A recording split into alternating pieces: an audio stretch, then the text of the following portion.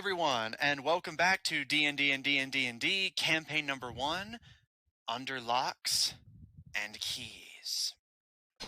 When we last left off, the party regrouped at the island of Tortage, already a less than reputable port, only to find that it has been completely overtaken by an incoming surge of pirates.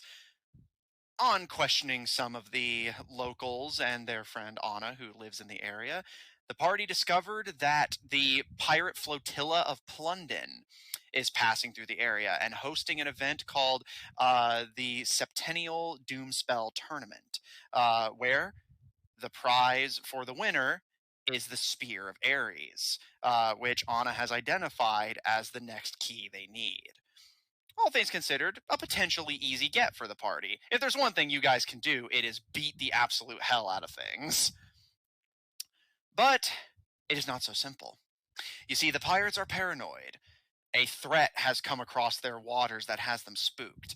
They're suspicious and do not trust outsiders. They never exactly have been a trustworthy or trusting lot, but with this new threat on their waters, whatever it is, it has them spooked and unwilling to accept anyone outside of themselves and their already previously trusted allies. So, there is only one solution before the party. They must get in the good graces of a high-ranking criminal in order to gain access to Plundan. Each party member went about this in their own special ways. Flower and Fall simply purchased tickets to Plundan from the black market dealing Suko Megami Dali. Asari negotiated with the halfling thief who sells stolen magical goods and artifacts from other countries. Greylog attempted to get in the good graces of a presumably high-ranking pirate captain, and Paul considered signing aboard with a goblin pirate captain. However, other than the purchasing of the tickets, these plans fell through. However, the halfling did give a recommendation that the mafia family that runs the west side of town could, in theory, be approached and you could request tickets. However, Avaben's search also bore some fruit. Heading to the tavern where he trusted that the criminal element would be grouping, he did indeed find it to be so, and with a little bit of intrusion from the other party members, managed to negotiate with an orc and elf pirate that, given some time, their captain would look into the party to ensure they are trustworthy, and if so, may be more than willing to personally vet the party and allow their entry into Plundan. At which point, taking the Spear of Aries is as simple as beating anyone up who tries to stop you. In theory, very easy. With that, as it is about late afternoon over Tortage at this point, clouds are beginning to roll in and night will be falling soon. Avaben, I know you said you and Asari were planning to return to the tavern. Paul and Flower and Fall said that you would be staying with Anna. Greylog, what are you planning to do? So I was going to head back to the tavern with them, but I had an idea that Greylog wants to do. He wants to go back to Anna and see if there's like any photos / pictures, drawings of what the Spear of Aries looks like. All right. Well, I mean, yeah, she's already just in her study. So as Avaben and Asari leave, you almost go to follow them out, but kind of hesitate and turn. Flowerfall and Paul, you are both still in the room with Professor Plaster and Anna, so in case you want to jump in. Anna kind of looks up at you, Greylog, out of curiosity, and what's up? Do you have any drawings of what the Spear of Aries looks like? I probably have something around here, but I mean, it just looks like a spear. Nothing particularly special about it. It's made of some fancy kind of goldish metal and has some fancy engravings on it. But I mean, it's just being offered as the prize, so you just need to win the tournament. If you're, wait, you're not planning to try and And she like mimes taking something out of someone's pocket. Not entirely.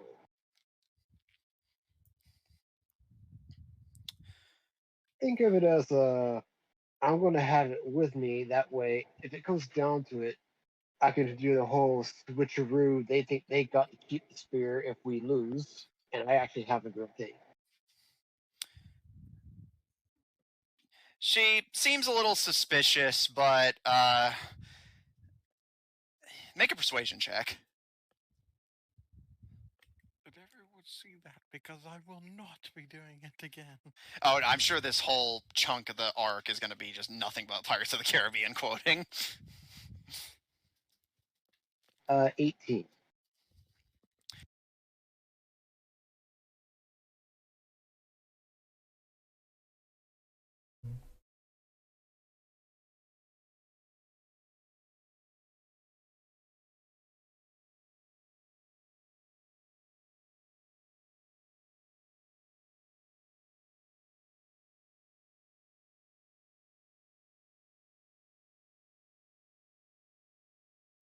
Did you hear that, Matthew?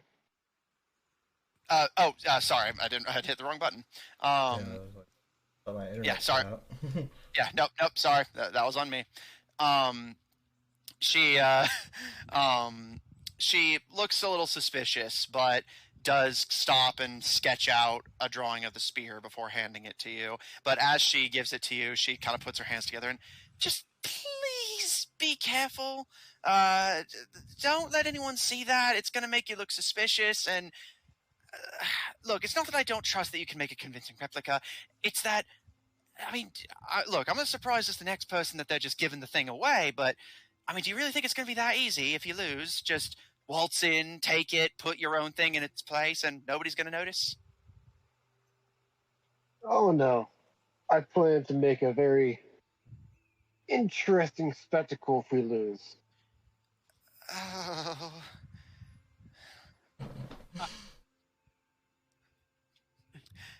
Remember It'll that. be on my head if it goes badly. Oh, I don't think so. I'm the one who lives in Pirate Town, big guy. Just look, if you're going to do something stupid, just please keep me and the professor out of it. I won't mention anything. Right now, I'm just doing research on what it looks like and what it's made out of. Well, there you go. It's the best it can turn up for me. It's not exactly remarkable, all things considered, but, I mean, spear of a god, so I guess, if it ain't broke, don't fix it. Yeah? And he's just gonna look over the drawing, put it in memory, and go over materials of what it would look like to get. Okay. In that case, Greylog, you spend the better portion of the night with Anna and the professor, just going over the specifics of the Spear of Aries. It is not said to possess any latent supernatural qualities to it. However, it does have a fairly distinctive design, at least the one that's being offered as a prize. It's made of, again, a fine golden color, several engravings on it, and similar to how a boar spear has those spikes at the side, the Spear of Aries is equipped with curved spikes, almost making it look like a trident. But if you look at it inverted, it looks like the horns of a ram, which is considered one of the symbols of Aries. So it's a very lavish-looking weapon, but all things considered, it's a relatively unremarkable weapon beyond its distinct visuals. Paul, you and the twins spend the night just resting, keeping an eye out to ensure that none of the many, many, many crooks currently inhabiting this town don't try to break in and take anything. And Avaven and Asari, you return to the tavern. Avaven, you find curiously that the elf has already left, as have many of the pirates. It appears that they're heading back home for now. However, the orc you had spoken to is still there, and you spend the last part of the night continuing to cultivate this friendship with the greenskin pirate. And Asari, you are disappointed to find that the woman you had spoken to is not here. Given how drunk she was, it's very possible she just wandered off. Yeah. I consider my options.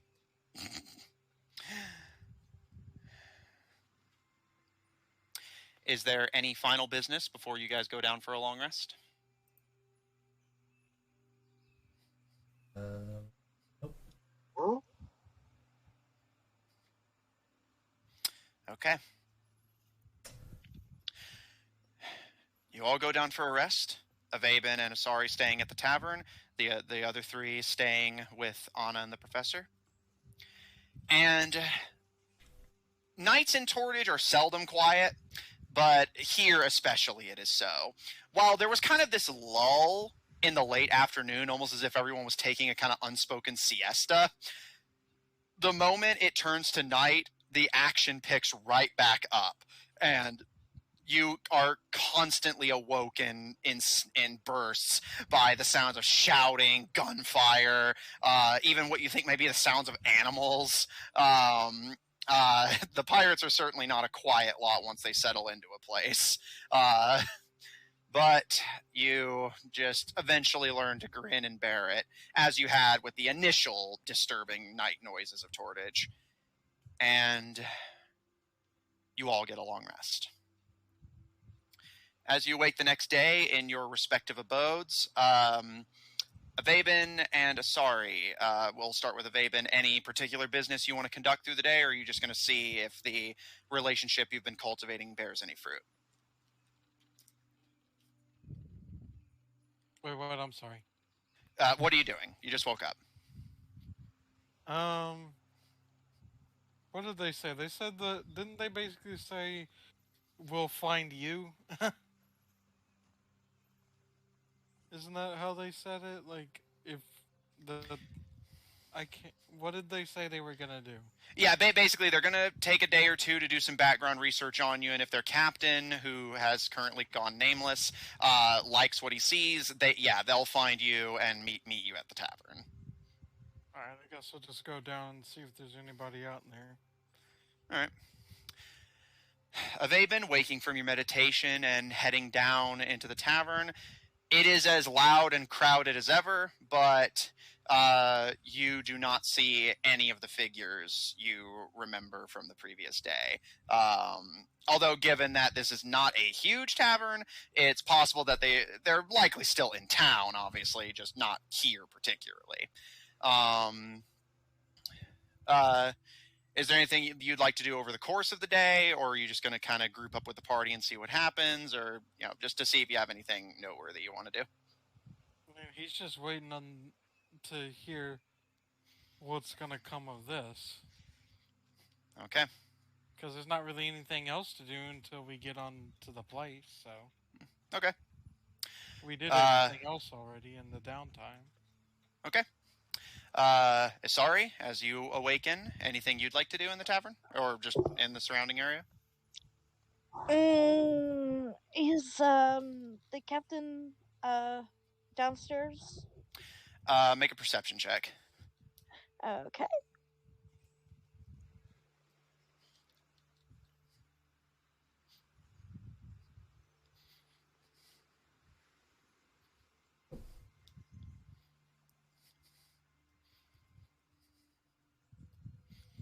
That would be a 12. Okay. Looking in the just veritable sea of pirates, you do not see the distinct uniform or curves of the pirate woman you fancy. Drats. Alright. I will go and see about Anna and my friends. All right. Be very disappointed. All right. Paul, Flowerfall, and Greylog, as the three of you awaken after a long night of watch duty and research, anything the three of you would like to do over the course of the day?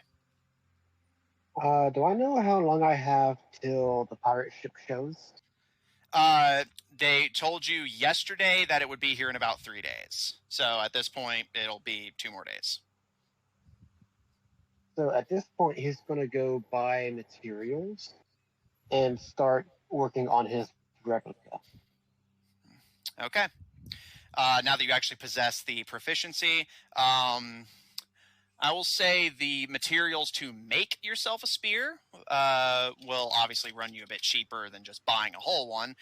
So I'll say you can get all the materials you need for, I'll say 5 silver. Okay. And make a smith's tools check.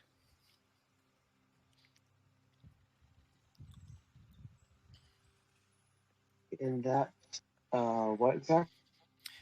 Proficiency if you're My proficient, proficiency plus and what? I'm gonna I'll say for this intelligence. Okay.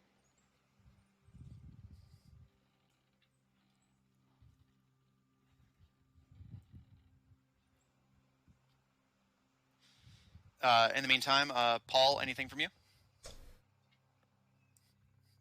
I don't think. Paul, so far as he knows, he has nothing to do. Just make sure those tickets aren't lost and we need to Yeah, ride aren't up faulty.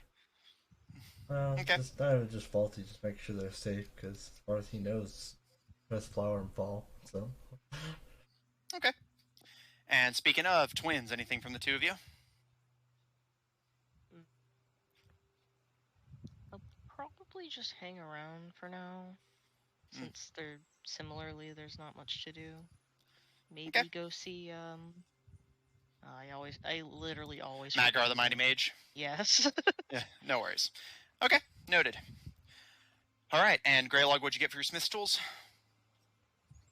So, why I couldn't have rolled this before with the mana steal, I don't know, but this one was actually a natural 20 on this one, so that would be 22. All right, noted. It'll obviously take you a little bit to actually do the whole project, but you're confident you can do it. You're not trying to imbue any magical properties. You're just trying to get something that is admittedly visually distinct, but doable. Asari, as you leave the tavern and come to visit the party at Anna's, well, rather the professor's lab, you see that Paul is simply guarding Flower and Fall, who, other than brief visits to friends around Tortage, are mostly just chilling at home. And Greylog is heading out to buy some materials for a smithing project. Overall, ironically, you guys are probably the quietest thing happening in Tortage right now. Probably for the best. I'm going to I'm gonna try to study up on the spear and see what I can learn about it. All right, make a history check.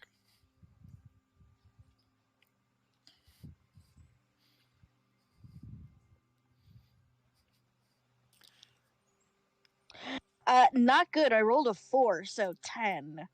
All right, I'm going noted. off of D&D Beyond today, so. Yeah, it is the dice giveth and the dice taketh away. Okay. So, you guys just kind of quietly take in Tortage, trying to stay out of trouble, keep Flower and Fall and your potential tickets safe. Avaben and Asari waiting to see if the relationships you've cultivated bear any fruit. Avaben, after a bit of asking around, you do actually figure out where your comrades and Asari have gone. Apparently, given that the port of Tortage is not really meant to withstand this many people, and the town itself is not really big enough to support the amount of people that would be flooding in if every single ship was completely scuttled, the pirates have started kind of doing this thing of every day while they're waiting, every crew will get a day ashore and then circle back around to spend the other 2 at sea. Just because, again, the town is simply not big enough for every single crew to be present in Tortage at the same time. Not to mention the dock couldn't sustain that either. So it's more than likely that your allies are on their ship with their captain discussing the situation as you speak. But, with that said, it is a relatively uneventful time of Aben hanging around the tavern and occasionally trying to broker potential acquaintances and allies with the other pirates. Asari, you stay in the lab with Anna and the professor, trying to study more about the Spear of Aries, although you unfortunately do not find anything that you were not already aware of. And so you and Anna and the professor are all kind of sharing this mutual frustration that every other artifact you found had all this like lore and history to it. The pistol built by the Atlanteans in honor of Vulcan, the breastplate worn by Quetzalcoatl, which could cause storms. Even the compass has a relatively nice function, even if there's not a lot of background known about it. The fact that the Spear of Aries is just so plain is rather frustrating. Paul, you keep careful vigil over the twins, who, again, outside of occasional visits to their back alley wizard friend, do not overall cause much in the way of trouble, and thankfully do not make your job as their more or less bodyguard any harder than it has to be. Real quick, sorry, did you have something? Yeah, I was gonna say, since my research didn't come to bear fruit, I'll go back to the tavern and see if she's returned. Okay. And just kind of hang out and make friends. Okay. Night is about to fall on the second day. And Avaben, you haven't heard back yet, so you head to the professor's house briefly to just catch up with the others and see if they found anything. Asari, you just kind of quietly report that you've not found much. Flower and Fall, keeping a secure grip on your tickets. Paul, watching over them carefully. And Greylog coming back to essentially just make a quick drop off and gathering of your things, as carrying all the equipment to forge a bronze spear from nothing is a lot of heavy lifting. However, as Greylog, you're gathering up some of your materials. Paul, you're watching the twins. And Asari, you're explaining the lack of information about the spear to Avaben. There's a knock at the door.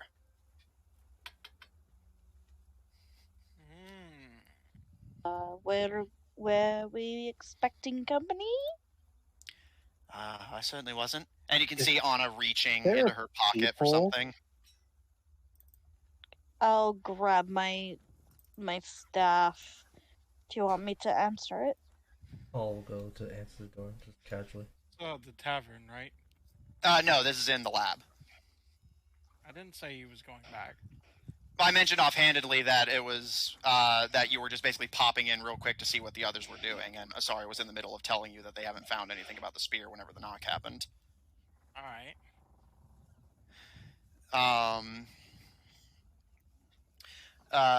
Paul, you answer the door? Yeah. All right. Paul, you open the door, and you're a bit surprised at what you see. None of the rest of you recognize who's at the door. However, Greylog, you actually remember seeing them in passing. Paul, you initially don't think you see anyone, but then you look down and realize that the door was knocked upon by what appears to be a young girl. She's very young, likely not much older than 10 at best. She's wearing a very pretty little blue dress, like this kind of bright blue. Her hair is in a pink undercut. Her eyes are a gleaming blue that match her shirt. And judging by her skin tone, she appears to be of some kind of what would effectively be Hispanic descent. The only thing marring the pretty blue is you can see beneath the dress she is wearing what appear to be steel-toed boots, and over the dress she is wearing a more practical black shirt, likely to hide what appears to be some damage done to the dress itself. And she looks up at you, Paul, and gives you a bright, childish smile. Hey, mister! Hey, may I help you? Yeah, is it okay if I come in? I'll think about the. I don't see any problem with that. Thank you, mister. She happily skips into the door, gives all the rest of you a bright smile and wave. And Paul, the moment you shut the door, her expression flattens. And she turns to look at you and the twins specifically. Who the hell do you think you are?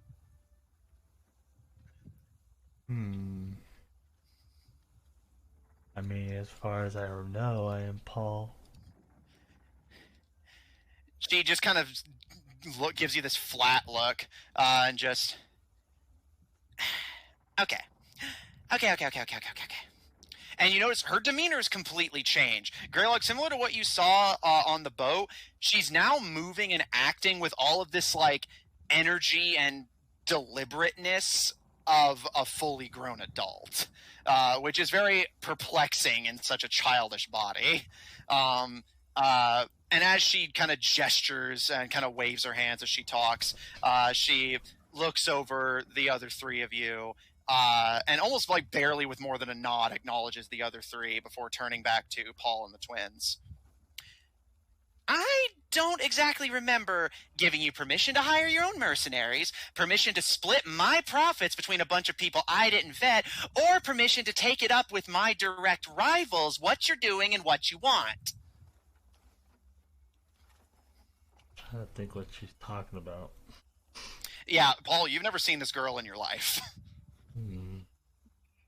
And who in the Where are fuck do you think you are? I don't know. Maybe you shouldn't. This girl, Captain, is not quite what she seems. I think there's more to her than meets the eye. She gives me this Right funny, now, this I didn't weird make feeling. any agreements with her. You're right, and that's exactly the problem. She tucks her pink undercut back a little bit and crosses her skinny little girl arms and... Captain Erica Ray of the Strong Arm. Brother Cancer, ruler of the Sea of Troubles. And Technically. she gives you a bit of a smirk and... I try to get that to stick, but tradition. She spins on her heel and looks back to the other two. I know we haven't exactly met face to face, but the benefactor who hired you a mercenary crew and rented you a ship so that you could get out here and we would split the treasure 4 ways. Speaking of which, and she looks around, where's that third guy I hired? Oh, I get what's going on now. I was like, what is she talking about now? Oh, but it's like, from what they've told us, he basically ran off one day. I guess that's what I get for hiring adventurers. She crosses her arms and taps her fingers against her arm. I've been doing some digging, and I find out that you've negotiated to split my treasure, what, like 25 different ways now? Well, if it's as big as we think it is, it shouldn't be that big of an issue. I'm betting it's not, otherwise I would have come in here with a gun. I'm not happy with either of you, but that's not why I'm here. Brother Aries just presented to the Brethren of the Coast that he's going to try and persuade my kin, the pirates, to hire the 5 of you on and try to split the treasure with all of them in exchange for allowing you to compete in the tournament. Well, I mean, as long as we get the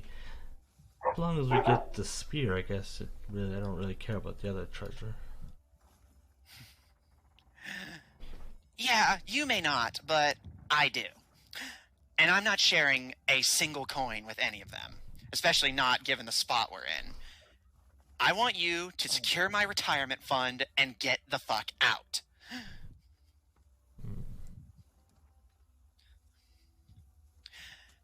As for the three of you, I didn't hire you, but admittedly, and she kind of glances over her shoulder at the twins and the paladin. The third one may have been a lost cause, but the two of you, you're still alive, and so far you've stayed on task, and I like to think I reward people who do what I ask them to do. So I'll trust their judgment on vetting you three. So I'm going to be as clear as I can. Whatever offer Brother Aries makes you, you refuse him, and I will get you onto Plundan myself. Let me be clear, I will do whatever it takes to ensure that the five of you walk away with that spear. Well, we have a way to get on the Plundan already. Are these Good. tickets legitimate? Can you tell? Give them here. And she, again, very snappy and rapid motions for what is effectively a toddler. She takes the tickets and kind of holds them up to the lantern lights in the laboratory and kind of checking them over. They're old, but they're quality. These will certainly get you in. As long as these can get us in, that means that we can participate in the fight, correct? No. Wow. Those tickets will get you on board, but they won't get you into the tournament. You'll need to talk to Captain Merrick for that. But that's where I come in. I already had a group of fighters, just in case the original ones I hired, and she looks over her shoulder at the two of you again, didn't exactly pan out for me. But I can easily make them disappear and get you five on my roll instead. You'll be representing me in the tournament, which ensures that you'll have a spot in there, and at that point, all you have to do is win. And rest assured, I'm willing to help you behind the scenes however you want me to.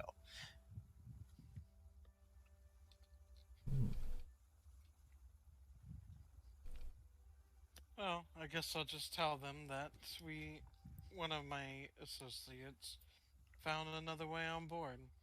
But I still find it beneficial to be on the good side of as many of them as possible. It certainly make traveling on this place that we're going to a little bit easier. Oh, I'm inclined to agree. You're a Vaben, right? Dark Elf Boy, a Stelliant? Yes. Pleasure. Yeah, I agree with you. I'm not telling you to shoot him in the foot, or yourselves for that matter. I'm just telling you to refuse whatever offer he makes you, and our offer will remain strong. I doubt any of you want to split the treasure, that'll be easily several thousand different ways if you take his deal? There's even a treasure. She kind of... I've been hearing lately indicates that there's something very bad behind that door. Either a curse or something like that. That's so. Where'd you hear this from? I've heard the most detailed story came from the Elder and Sherwood. Huh. I might have to pay him a visit then. Confirm the theory for myself, if nothing else. In that case, I know what I'll be doing as soon as this tournament's over with. I'll look into it. I'm not asking you to open the door, not that you have all the keys yet anyway. I'm just saying... I paid for the mercenaries, I paid for the ship, I paid for the crew, and effectively, if there is in fact a treasure for us all to share, I'm paying so that all of you get a cut.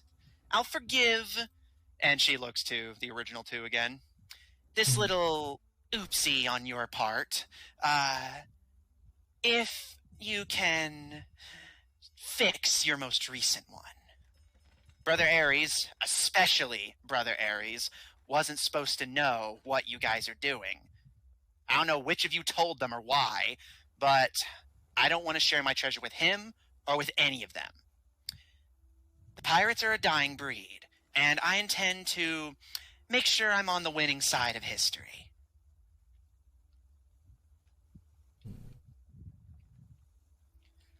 Well, I was the only one who really talked with the people from his ship, and I didn't tell him about this. The rest of you? They must have followed one of you and saw it. Yes. I spoke with a young woman, but nobody else. A woman. What'd she look like? Beautiful. Her name was Scarlet. You can see Erica's face immediately, like, crinkles like she swallowed a lemon, and she stops and spits on the floor. And you get Anna in the back kind of like, that's my floor. Okay. Did I say something wrong? No, you just gave my ears food poisoning. Can't stand that woman. Oh, I like her. That's interesting. I don't like you, and I found her quite charming. She's not paying your bills, archaeologist. I'm the reason all of you get to stay here for free. I think it should be noted that you could have avoided a lot of this trouble if you had just, told the people you hired who they're working for. Maybe this is one of those what humans like to call learning opportunities. It seems like you'll have a lot of those left. If I live to see them, which I intend to. My preference was to keep this on a need-to-know basis. But I will admit, you've done a good job so far. If you manage to get your hands on the spear, you. And she snaps her fingers and points to Anna and, kind of jolts a little bit. How close are we?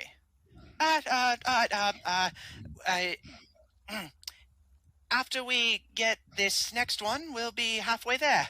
4 keys out of 8. Good. In that case, all I ask is that you stay out of trouble. I'll keep paying for everything, and she turns to you, Vaben. I'll look into your elder's story, see if I can't find any further backing or at least some more information.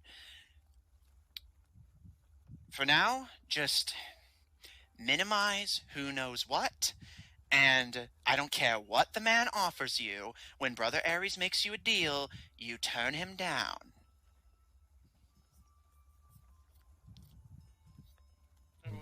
Sounds simple enough.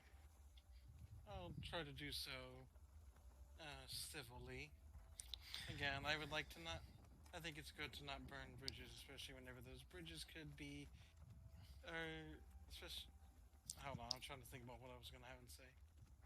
I think it's best to not burn these bridges, especially if that fire could come back and burn you. She gives a smirk and a nod.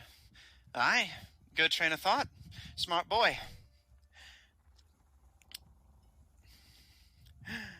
Just... And she kind of waves her hand, kind of thinking to herself. I doubt they'll make a public scene here, especially right now, but...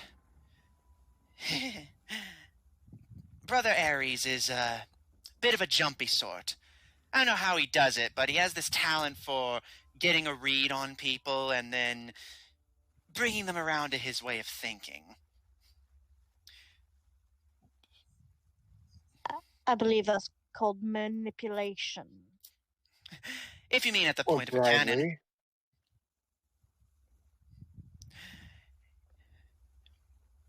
He once fired upon my ship simply because I demanded that he show me the respect that all the brethren receive.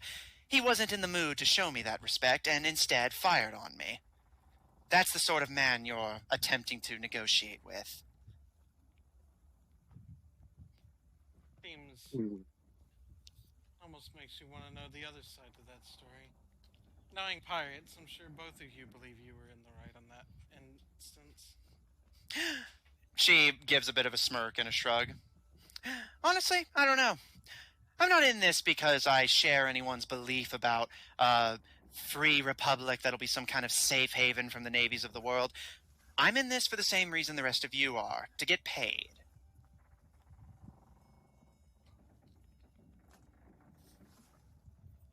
Oh, what are the other pirate lords? Do we need to watch out for them? Yes, I was gonna ask the same thing. See if there's any information we should know. Oh, well, where do I start? Brother Aries, like I said, he's a bit of a dangerous sort. Not always. He's the sort of guy who will be really nice to you one day and then set you on fire the next if the mood strikes him. Bit of an unpredictable sort, and I'm not a huge fan of unpredictable. He's the sort to often forget what he owes other people and instead think about what he thinks others owe him. And she looks to you, Greylog, again. I saw that not long ago you were attempting to, I presume, broker some kind of alliance with Captain Shing? Is that who I was talking to? I never got a name. Play the head dude. That's him. And him not giving you his name was deliberate. Brother Libra. I wouldn't worry too much about him. He's an isolated sort of guy, keeps to himself. Although he has a bit of a temper, so I suggest you just stay out of his way. We'll see. Let me think. Brother Gemini recently, or at least so I've heard, had a change of leadership. I don't know if it's stuck or not. I know he's been thinking about retiring for a while. But regardless, the Gemini crews have been through a bit of a rough patch lately. I don't think you should be afraid of them. Hardly. I think more than anything, they're weak, and that means that we have opportunity. Do they have an actual name other than a pseudonym? In truth, I never actually learned the previous Brother Gemini's name, nor did I care to. But I hear the man they're considering to replace him, if they haven't already, goes by Virgil. Interesting. Then there's Brother Taurus. Name's strictly classified, even I don't know it. He simply goes by the Pirate King. He's a violent man and very traditional. You there, Dr. Koo, I presume? Yes. You mentioned that you fancy my business associate, Captain Scarlet. I suggest if you do happen to run into the Pirate King, that you keep that sort of thing under wraps. Alright. I mean, that's a little weird.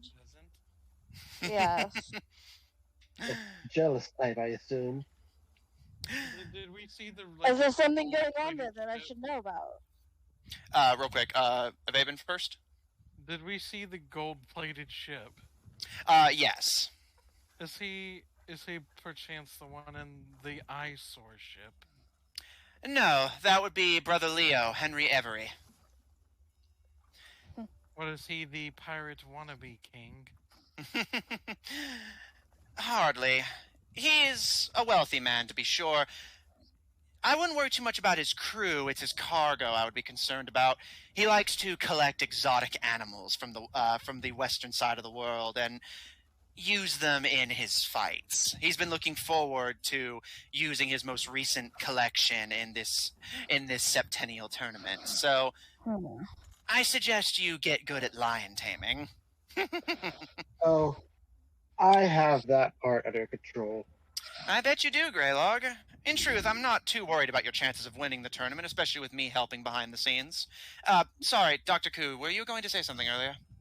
Yeah, I was actually just going to ask because there was something going on between Scarlet and Gemini that I should know about. With the Is Pirate King. like, yeah, like, is there something about it? He was trying to imply that he's from the south of Adama, if you catch my drift. Ah.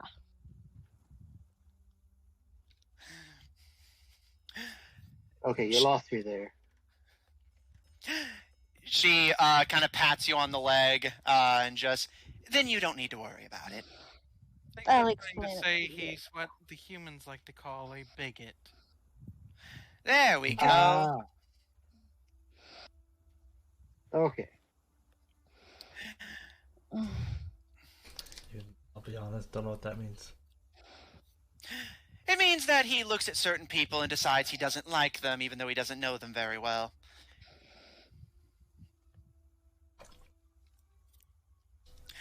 Anyhow. Well, I haven't seen her since the first time I met her, and I've been here since, so I don't think we're gonna have any issue.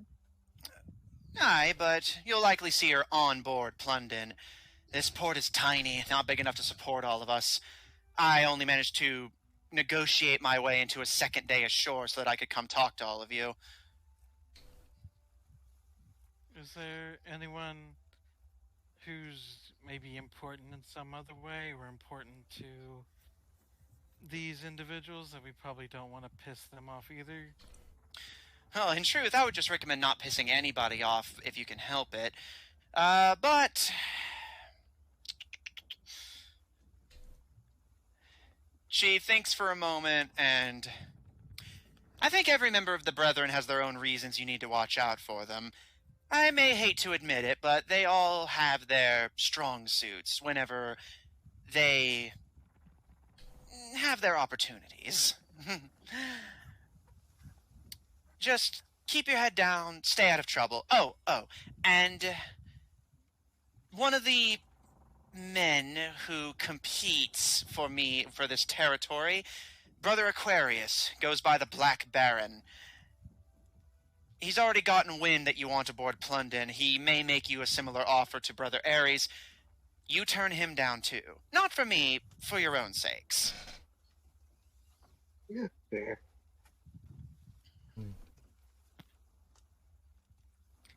Also, Babe was just gonna say, so that Stitch's guy bold-faced lied to me about his captain.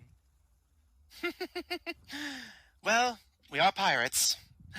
Lying may not be a primary part of the job description, but it's certainly I'd say good 80%. I had a feeling he was just withholding information. He was actually quite good at it, despite being drunk and a bit talkative. She gives you a smile and looks over all of you, and I apologize for coming off strongly, but I'm in just as much of dire straits as the rest of the Brethren are, and I really want this investment to pay off, especially given that my portfolio is getting a bit more diverse than I originally hoped. She kind of walks around the room, her little boots kind of clicking around. And again, every so often you were just reminded this is a child, and she's so precocious and cute, and then she starts talking. And she kind of crossing her arms and thinking, there's a few others who are going to be aboard Plundan as per tradition, helping negotiate with the Brethren about what we're going to do. They shouldn't bother you, though. Their interests are strictly professional or completely unconnected to ours. The Brethren are the ones you mainly have to worry about, as thanks to whoever got followed, they're all aware of you, and even those who voted against bringing you into the fold still will probably want to keep an eye on you for their own reasons. Also, what exactly is it that's got the pirates so worried? I've heard something about pirate hunters, but I mean, if I understand what that title means, I feel like y'all deal with those on a daily basis. You're right, we do. But most pirate hunters aren't this one. From what I've been able to dig up, I don't want to go so far as to say old friend, but someone who has some sort of connection to Brother Aries has... saying gone rogue implies that he was ever on our side. He's decided to make himself known. Let me put it that way. Goes by Saul. has a powerful ship and fleet, a crew that's completely loyal to the point of madness, and he's been going further than other pirate hunters. For the most part, if we find a port willing to take us, we're in safe harbor. No pirate hunter's stupid enough to risk waging war just for the sake of trying to get to their prey. But Saul is not most pirate hunters. He's been laying waste to every port he comes across, setting flames to everything, in the hopes of trying to lure us out. The brethren are scrambling, trying to find a safe harbor that we can meet and negotiate. We eventually settled on Plundan, since A, the tournament would be a good opportunity to possibly find a weak spot, or perhaps a party of adventurers who can help us out of the spot we're in, and he may be stupid enough to risk going to war with most of the seafaring powers of the world, but he's not stupid enough to risk pissing off every criminal in the world. So, meeting in Plundan gives us time. In truth, I don't honestly care how the fight turns out. All I need is for all of you guys to be successful and for me to profit off of it. Even with us splitting the profit as many ways as we are, it should be enough to set me and those I care about for life. And then once that's done, I plan to retire and leave Brother Aries and the rest squabbling among themselves until Saul kills them all. And during this entire conversation, Greylock would like to non-discreetly study her. He wants to see if he can figure out what she did, because she's not normal. Make a... I'll call this an insight check.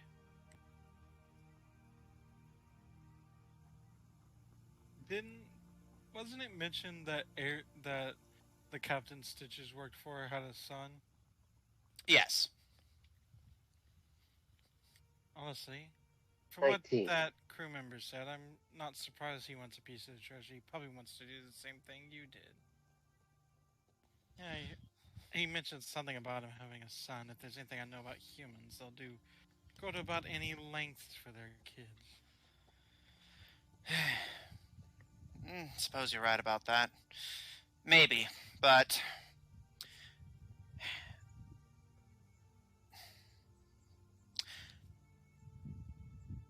And she kind of looks lost in thought for a minute, and Greylock, this gives you a chance to kind of study her. As far as you can tell, granted, if she is some kind of illusionist or something, it could just be a very good one. But as far as you can tell, she appears to just be a normal human child. Albeit one who knows a lot of big words and concepts she shouldn't, but nothing you can see on her visibly or about her behavior implies that she's anything more than a prodigy and a young one, but that's about the only thing unnatural you can glean from her. But not a vampire or immortal or anything like that. If she is, you can't tell just by looking at her. She crosses her arms and leans back against the desk and...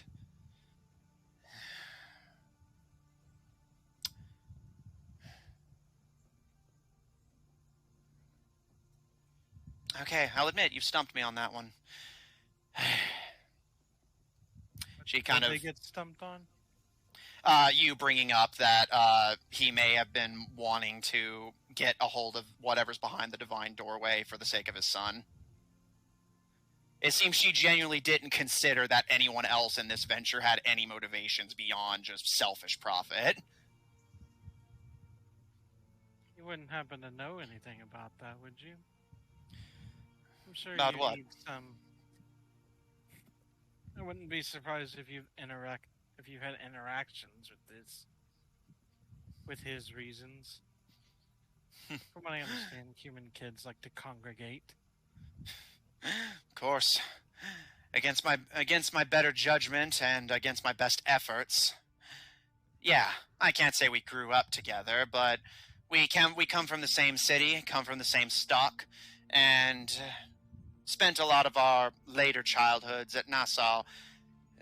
I can't say playing with him. I was busy, but with him always following me around, you'd think he was stuck to me. little bit surprising you never thought of him being a reason why he'd want this treasure so bad.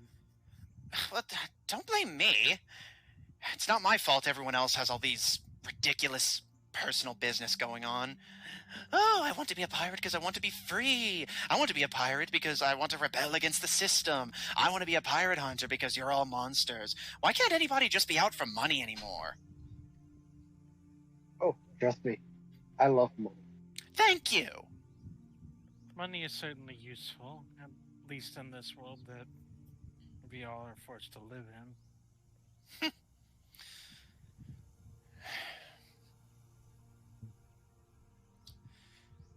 She kind of runs a finger through her pink undercut and, again, still seems kind of like she's hit like an emotional wall with what you've brought up, and eventually finally shakes her head and kind of clearing it a little bit. I didn't mean anything by it. It was just more curiosity. No, it's just... She kind of pinches at the bridge of her nose. If I'm going to be... Yeah, go ahead. If I'm going to be dealing with the man, I figure I might as well know as much about him, especially if I can figure out any of his motivations. She kind of looks at you for a minute and smiling and kind of twirling her hair around her finger. Best as I know, Brother Aries, Captain Robert Schilling, grew up in the same port I did, obviously much earlier than me. And after his son had a bit of a run-in with the Thieves Guild, he decided to take him out pirating, figured that was safer than growing up among the thieves. And lo and behold, piracy now runs in the family. Or at least that's what he's hoping for. He's not like the rest of us in the Brethren. He has these ideas of what the Brethren are and what they should become. He's always trying to get money together for whatever weird venture he wants to go on, trying to establish banking and roadways, and it's not even that I think it's a bad idea, really. I just think it's a wasted investment. So he's trying to make a kingdom out of a pirate haven. More or less, but he's made the mistake of thinking that just because we have buildings and roads that anyone will ever respect us. You said it yourself. Money's very important in this world we're forced to live in, and that's the only thing that gets you respect. And the sooner he figures that out, the better, especially for the sake of his kid.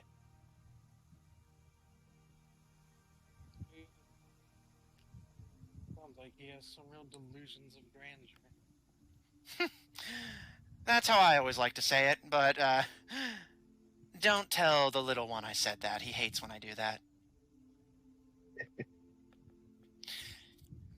Anyway, more than likely he's already bribed officials to let him have the dock again tomorrow, and he'll approach you, I would say likely at nightfall, and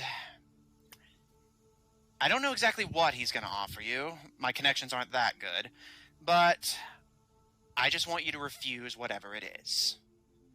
Do that, and I'll keep paying for your rent, I'll keep paying for your food, and all you need to do is win me that spear. Just simply tell him that one of my associates found this away in, but I would like to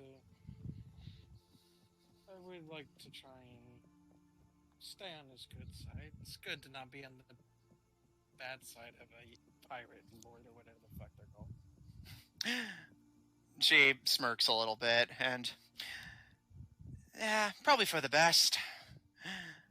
I find being on the bad side of pirates in general to be, at the very least, a nuisance. Well, if none of you have any further questions for me, I better get going. I have business to attend to in town.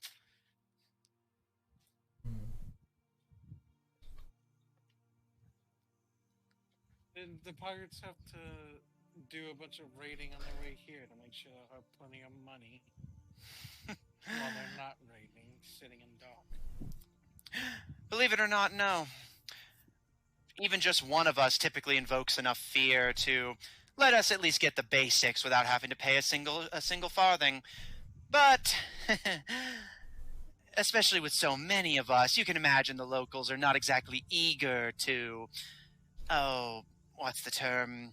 Step on any toes. You said it yourself. Best to stay on the pirate's good side if you know what's good for you. Like your new enemy might be trying to say, whose side would you rather be? Whose good side would you rather be on, mine or theirs? And apparently, it's been effective. Pretty much. Seems like a very human approach. Oh, just make them fear me more than they fear them. She smirks and gives you a shrug. It's the way of the world. Those who aren't motivated by money typically get motivated by fear.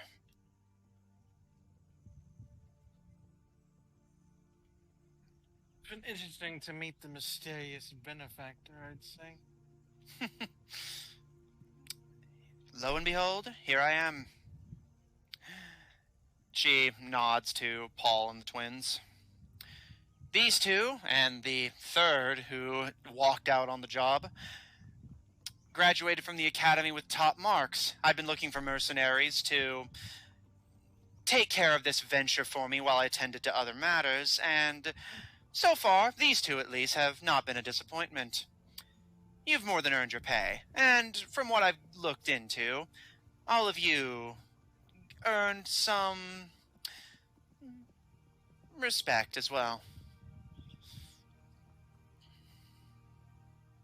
Well, watch us in a tournament, and we'll earn some more. That's my boy. I doubt a bunch of mercenaries could have done the things we've done. Yeah, suppose that's true enough. Like I said, I'll pull some strings to make things a bit easier for you. But beyond that, enjoy yourselves, beat the hell out of anyone you come across, and try not to step on any boots. I meant to ask, who was putting a team into this? Well, let's see. Most of the brethren are.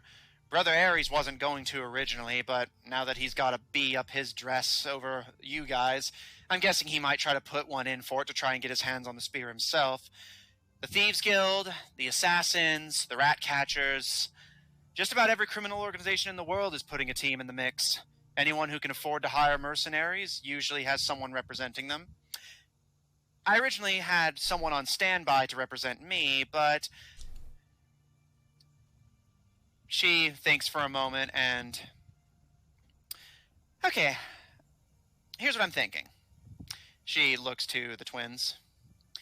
You managed to get your hands on those tickets. Well done. That'll get you on board. I'll see if I can't pull some strings and get you guys a meeting with Captain Merrick. Get him to like you, butter him up, and you may be able to convince him to let you compete on your own. If there's one thing the man likes, it's a little bit of excitement, and some underdogs who aren't working for any of us certainly would be a great tale. When you say butter him up, do you mean impress him with shows of strength and magic, or what would be the best course of action Or throw with your gold at his experience? face? Any of the above works in my experience, but if you want a surefire way, you're on the right track, Greylog. Make yourselves memorable. Do some magic, some fancy tricks. Pull a quarter out of his ear, I don't know. Whatever gets his attention, makes him think you're impressive. And try to sell to him what I'm selling to you. It'd be a great underdog story. We don't work for anybody and we're gonna rise to the top. He'll eat that shit up. Some wild cards that you don't know what to expect from. Bingo. And I prefer that version of the story because it keeps me as distant from you as possible. Well, see, it'll probably make it easier to... Sounds like you and this Aries guy don't get along. It'll probably be easier to keep on his good side as well. Yes, if he finds out that I voted against bringing you into the fold of the Brethren only to then hire you myself for the tournament, I'd never hear the end of it. Yeah, Well, that would certainly unless be we a have a plan. suspicious move. Yes to both of you. And I suppose it goes without saying, none of you saw me, none of you know me, and don't worry, I'll make sure that my people don't rough you up too bad.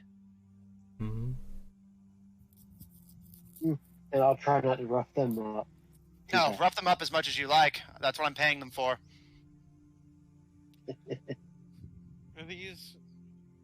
I'm sure I don't need to ask your pirates. We're just out of curiosity. Are we shooting to kill in these fights? You can if you want.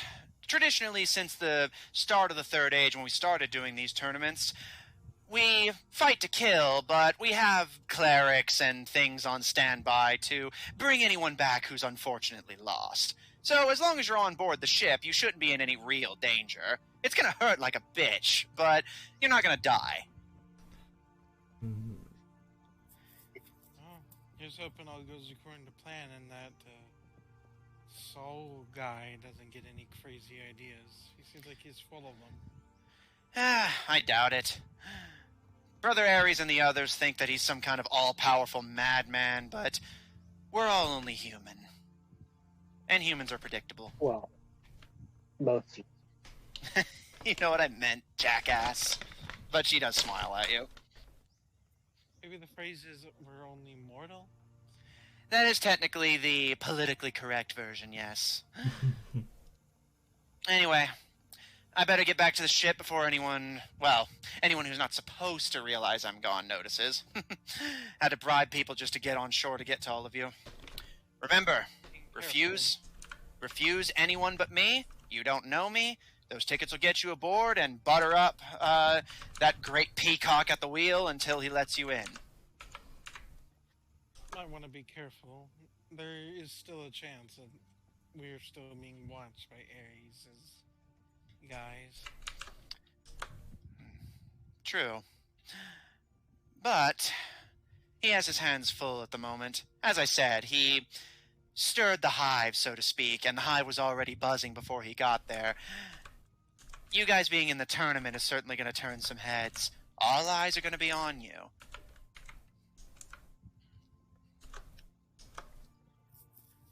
So this is basically a giant ship, right?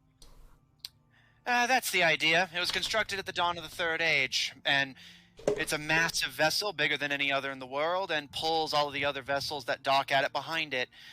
With the combined sail and tread power, it's not the fastest thing in the world, but it certainly moves at a good pace for a ship as large as it is.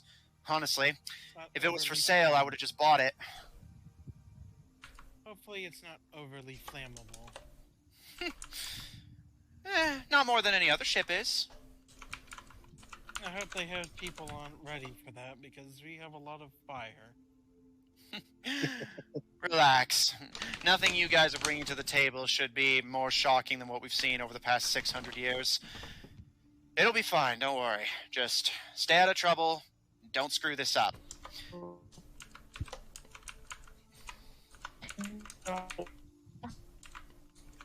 What's that, Paul? Hmm? Oh, it sounded like you were saying something. No, sorry. Oh, soon gone.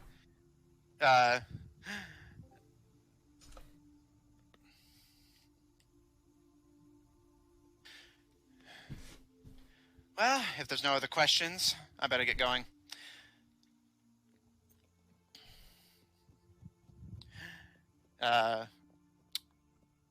She gives you all a nod and a little curtsy of her pretty blue dress before spinning on her heel, and you can almost see her like getting herself back into the little girl mindset. She kind of takes a deep breath, smiles, her eyes start to be all bright and pretty, and she opens the door and promptly skips out into the, town of maniacs, criminals, and lunatics. I was gonna have a baby say something if she does it. She's gonna like, how much have you practiced that act?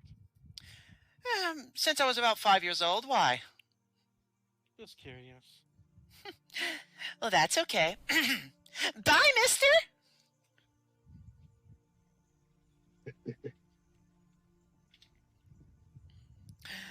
And with that, She's an interesting one. Certainly is. would have saved us all a lot of trouble if we would have known we had a ticket on board anyways. I don't know her super well, but from what she was saying, I doubt it she would have made it that easy for you. Maybe not. But then again, they do seem to want these things too.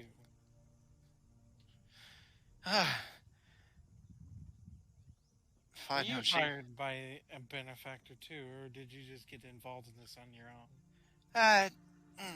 Paul and the twins saved me from the boomergangers when they first came to town, and once I found out why they were here, I couldn't say no. I got in on my own accord.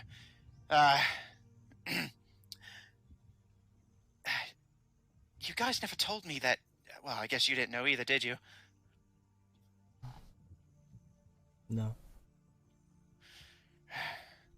What drives someone to be so secretive? I can't stand pirates. Honestly, that's pretty par of the course for humans. I suppose so. Well, thanks for keeping her attention off me, if nothing else. I always find myself torn between wanting to run away or, punt the little brat across my room.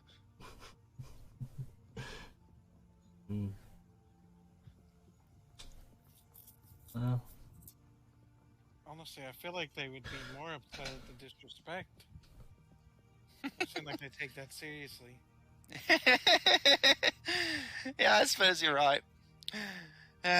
Besides, even if I did manage to kick her, if it didn't kill her, she would just run back and, I don't know, stab me in the knee or whatever. Well, all that is. We did manage to learn something about these so-called brethren, though. You have a plan now.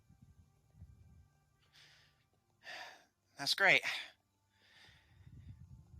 Well, if this brother Aries is half the man she seems to think he is, I suggest you be careful when you turn him down. Yes, I need to make sure to let him down lightly, as it were. Aye. I might need to offer something.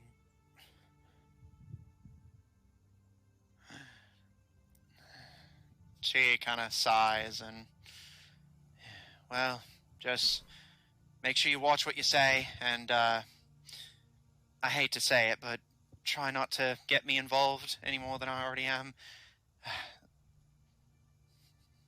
Honestly, he probably already knows you're involved. Shit. Yeah, you got a point there. If he knows about the door, then he already knows about you.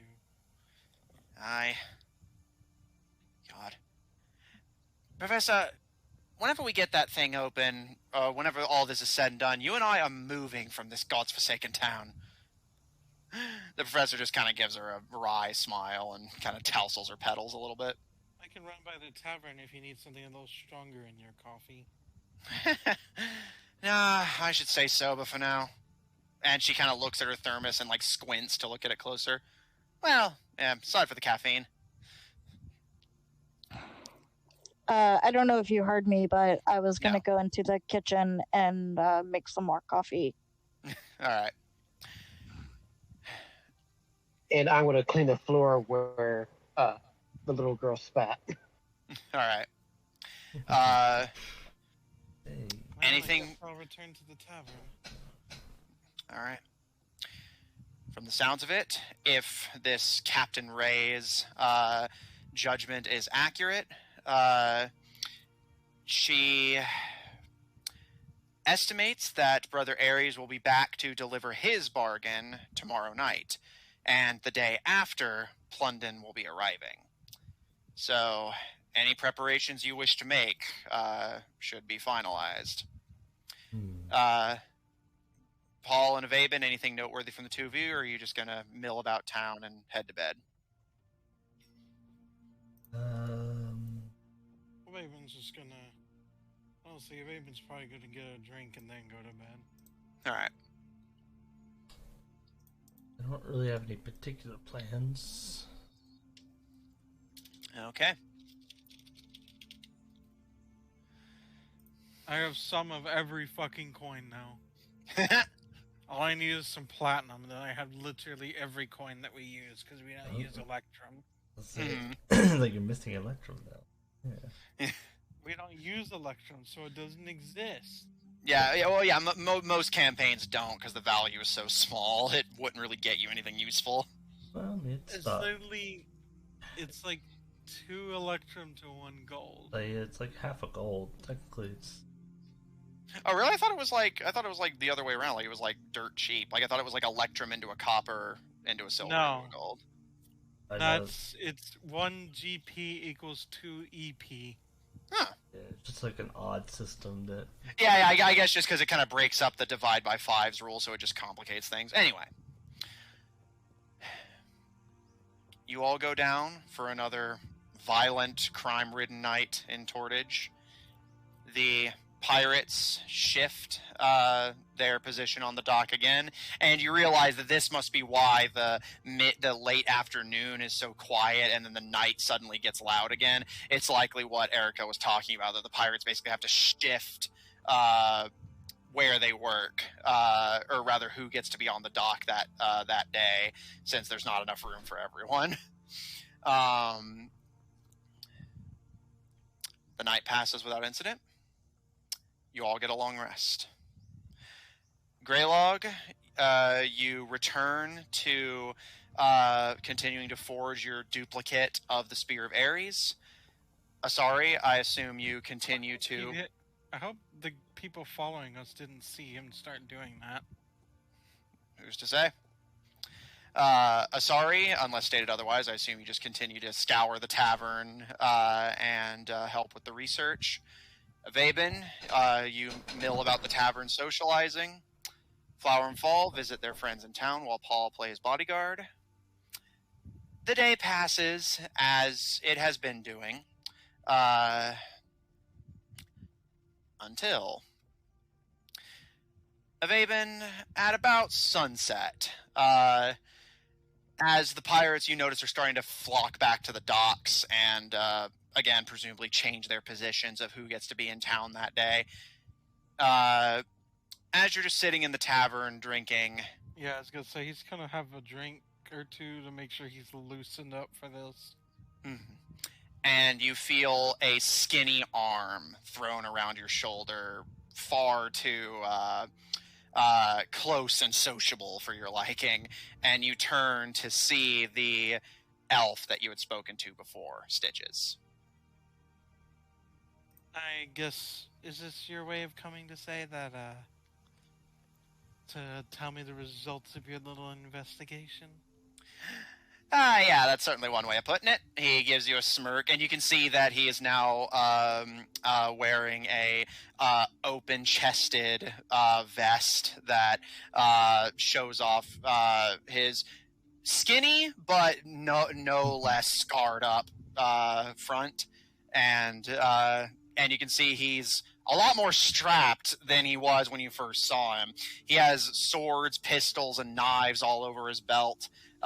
And his movements are weirdly, despite looking like he's more ready for battle than he was before, he seems ironically friendlier, although you estimate it might be because he's sober. He smiles at you, and the captain has decided that he likes what he sees and wants to meet with you in person with some of the officers of the crew. He'll be in the tavern tonight. We're going to make sure the place is nice and private. Just make sure you get all of your buddies together. He wants to meet with them, too. Fair enough. In that case, I'll see you in... And he kind of looks outside and thinks for a minute. An hour? Alright. Are you going to be following me for that hour like you were doing before? You can see his expression freezes. Still smiling, but his expression kind of freezes for a moment. And he gives you a smirk and... Found me out, huh? I could be quite perceptive.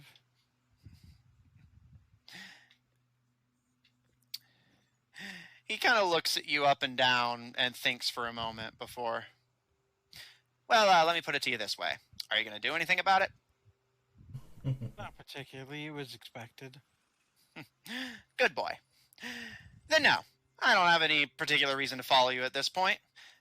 Besides, I'd rather be with the crew for this anyway. Honestly, given everything that's gone down, I'm curious to see how this is going to play out. Yes, it should be interesting. I hope that I do hope that I think it's beneficial to have some friends on the inside if we're going to be involved in this. Suppose it is. Well, see you in a bit, Abe.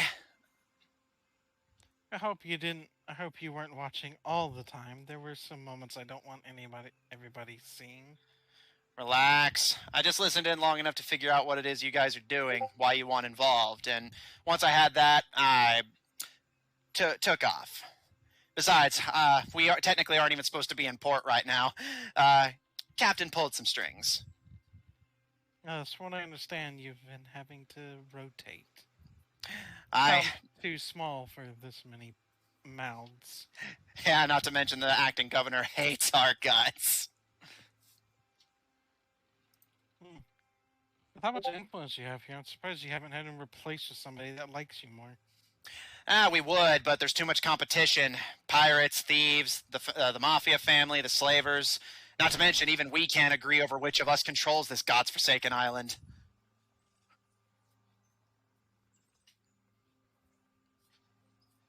I hope you don't mind, but in my stay in the tavern, and I've overheard some things. Like how you do, in fact, know an Aries. He kind of crosses his arms over his chest and tilts his head, and I'm getting the feeling that this goes a bit deeper than just you being perceptive, kid. Of my ways. Don't we all? Yeah, I might know an Aries. In fact, I have a feeling I might be meeting this Aries sooner rather than later. Aye. Could be interesting. I'm glad to know that I've managed to get a meeting with someone so important.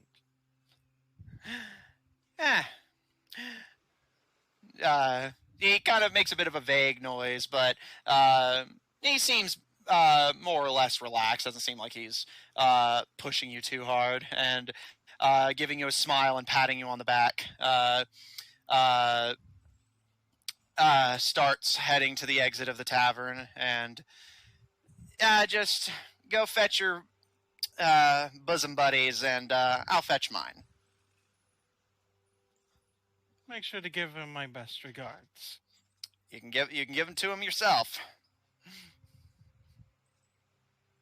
Well, just in the meantime.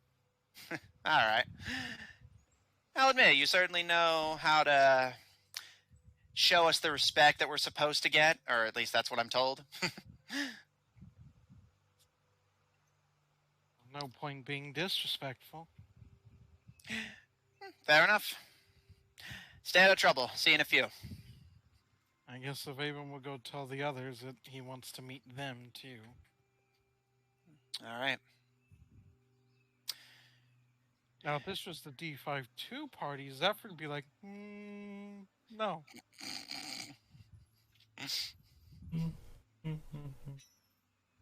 Nah, I'd be like, maybe. Make it work my wild. Basically, he'd want something extra for getting the party involved, but he'd still do it.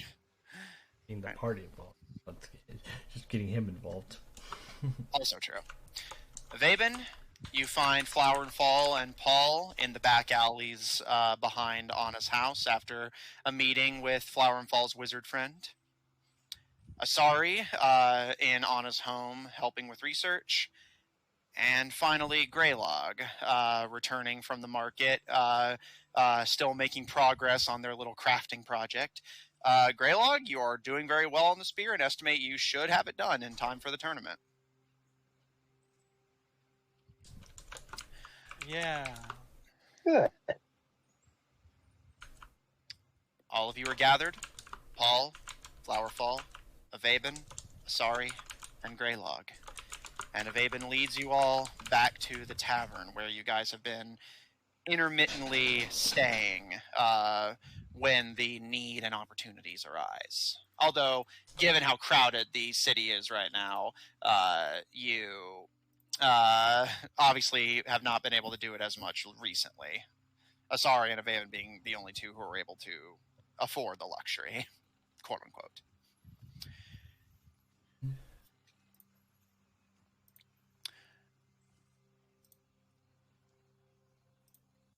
As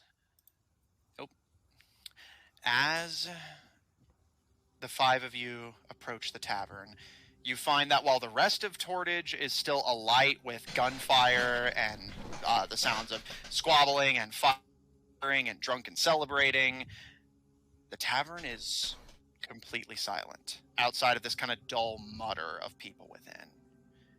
And Avaben, you kind of cautiously approach and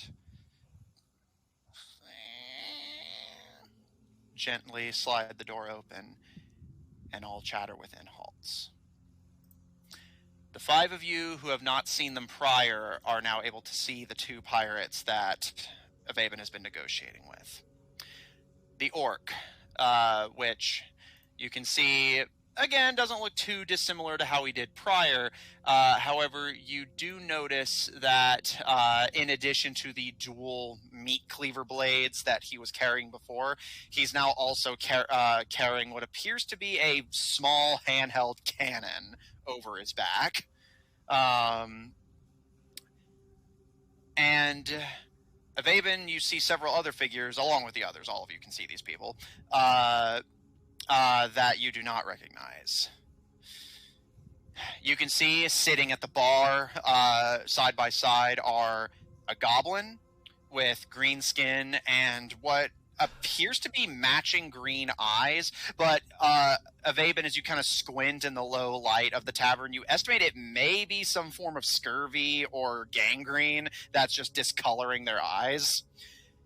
You see a white-furred halfling with very large ears sitting next to the goblin and kind of gives the five of you a smile, a wave, and a nod as you enter. The goblin just kind of looking at you a little suspicious. Also sitting at the bar, but across from them, you see a tan-skinned dwarf with a thick black beard, but otherwise very humble-looking clothes, and a blunderbuss over their back. And sitting at a sort of central table of the tavern, you see the orc and the elf you had met before, in addition to a few new figures. You see a human man, very strong looking, appears to be in about his mid-30s, who appears to be Alkebulan, or African-American descent, with a bald head and, again, much like his comrades, armed often literally to the teeth, as you can see dual machete blades at his side. His clothes are humble, but do have those slight colorations that imply that he may be of some higher prestige. You see two young boys sitting side by side the figure at the head of the table. Paul, you recognize this as the boy you had seen with the man you presume to be his father.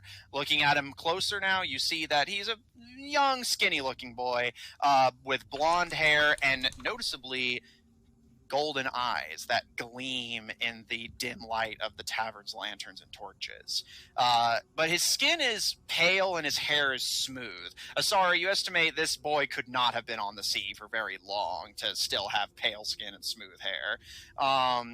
And his clothes are these kind of loose and flowy light blue garments without sleeves. Almost like more of a toga than anything else. Very kind of loose and flowy. Across from him, you see a much more kind of like cautious looking, but no less not used to the sea looking boy with short black hair, a bayoneted rifle over his shoulder.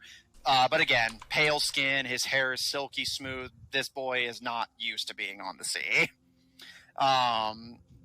And unlike the more loose and flowing clothes of the blonde boy, this boy is wearing white garments that are form-fitting and pocketed, and he kind of nervously pulls at the sleeves and collar of them every so often.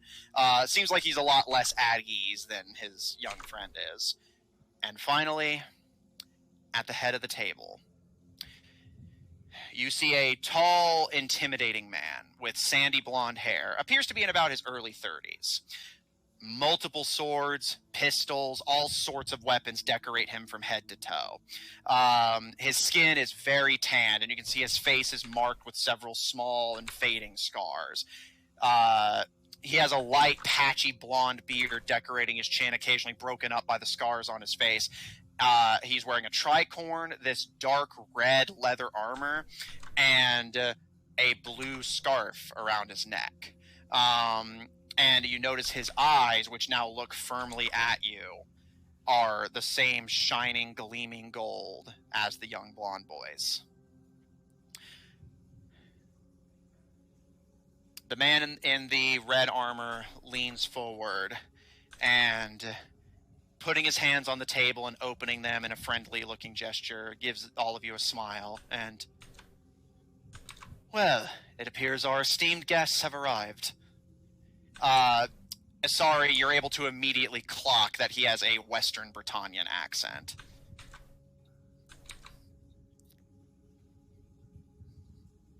So it's I'd just kind of give him a nod. Well, don't be strangers. Come on, sit down.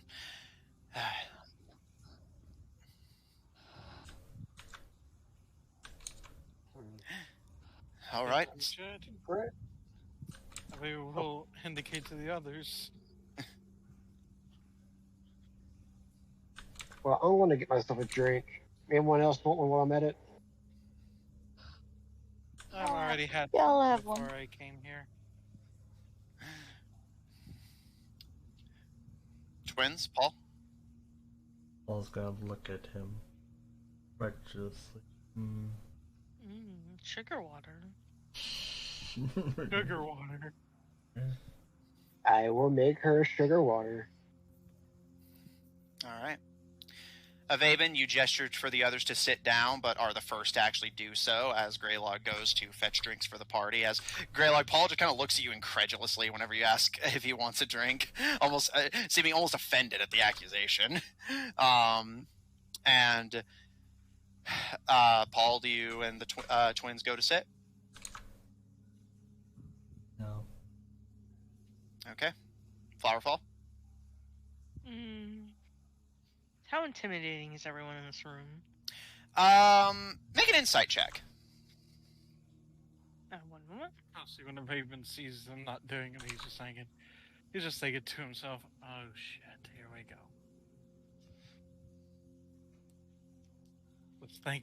He's just thinking, oh, this would have gone a lot smoother if it was just me.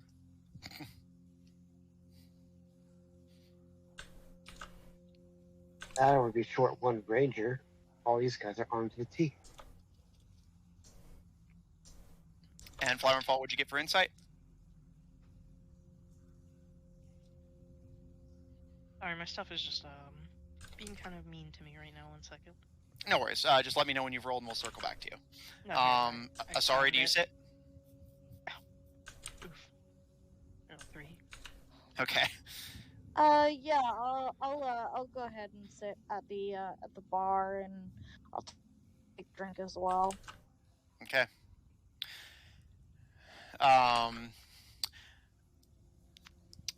Flowerfall, as you look around, these are some tough and scary looking motherfuckers. Like, you estimate any of them are probably capable of doing some serious damage to sailors on their own. Even the goblin, again, he has these kind of gangrenous looking eyes that kind of creep you out. The dwarf is just like carrying this blunderbuss where if you imagine if you were to be at the business end of it when he pulled the trigger, you would just be deleted from existence. All of these people are, to put it bluntly, terrifying.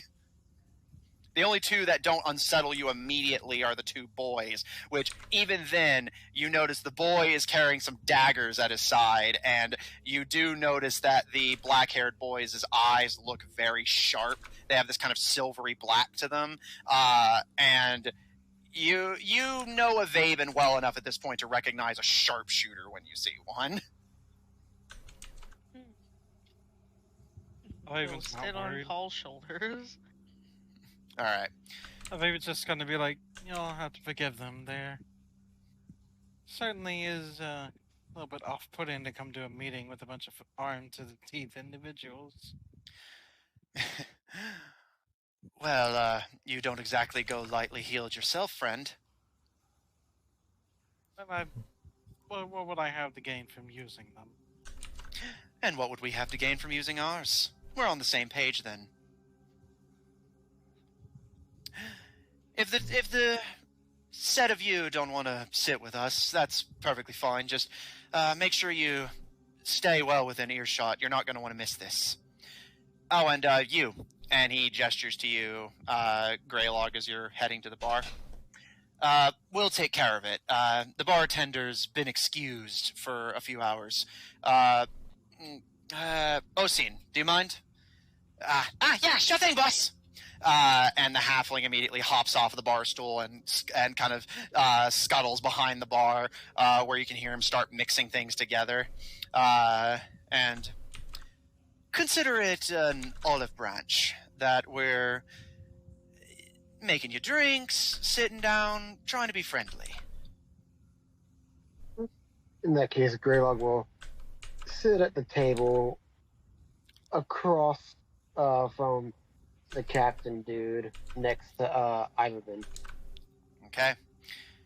Sorry, Avaven and Greylog, you sit at the table with the pirates. Paul and the twins, you stay near the door as it shuts behind you. And the halfling takes some time to set up the drink orders everyone asked for before distributing them. And once everyone has a drink in hand, Flower and Fall, you kind of hesitantly accept the sugar water you had requested. The captain, presumably, leans forward. All right, let's start with introductions then. My name is Captain Robert Schilling of the Dauntless. I'm also Brother Aries of the Brethren of the Coast. My territories encompass the Sea of Glass, all the way from northern Britannia to the south of Tebadra. And I come to you in peace to offer you an agreement.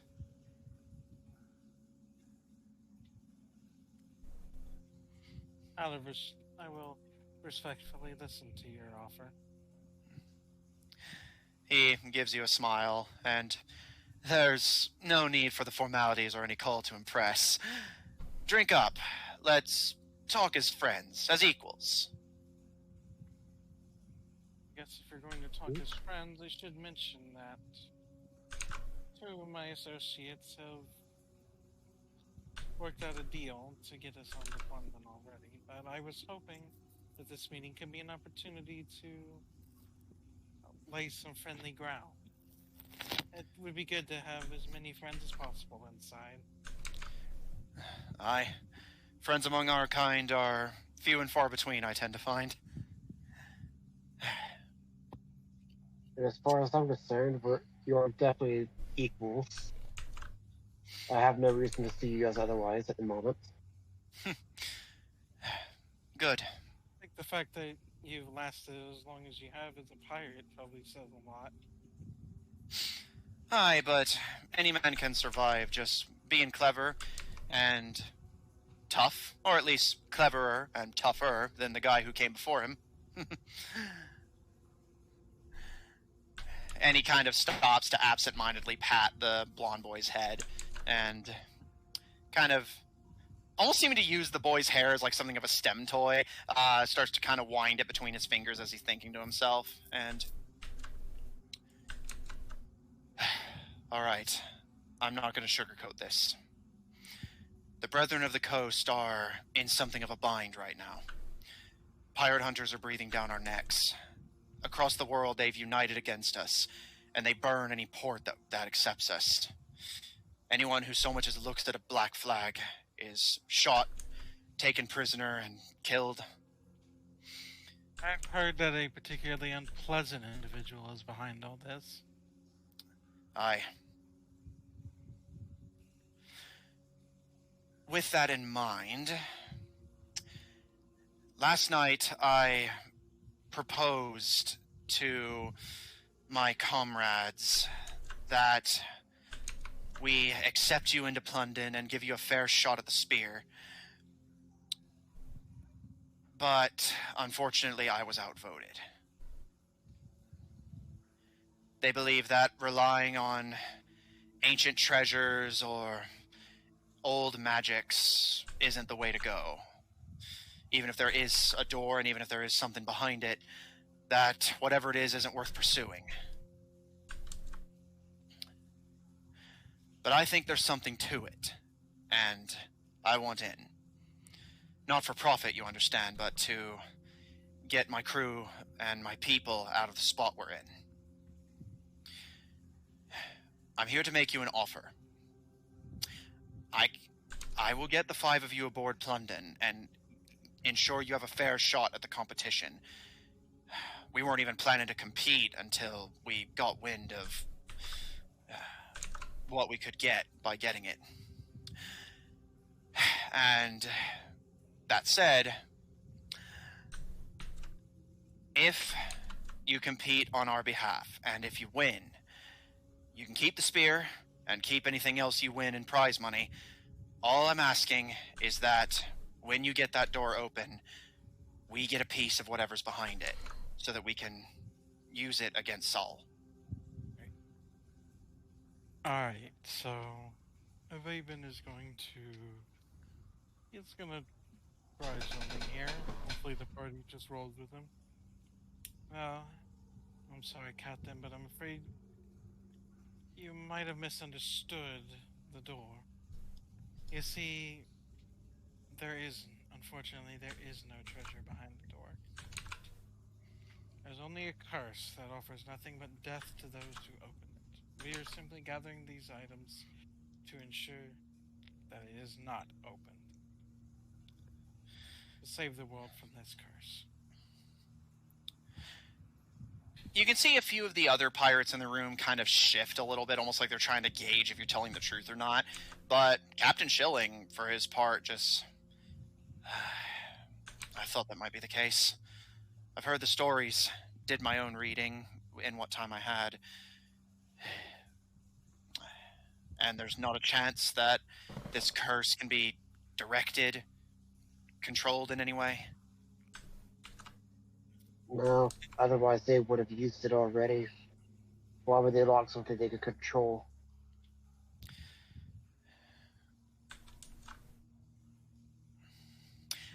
Avaben, roll me a deception check, but roll with advantage, because Greylog is giving you a solid backup here. Gotcha.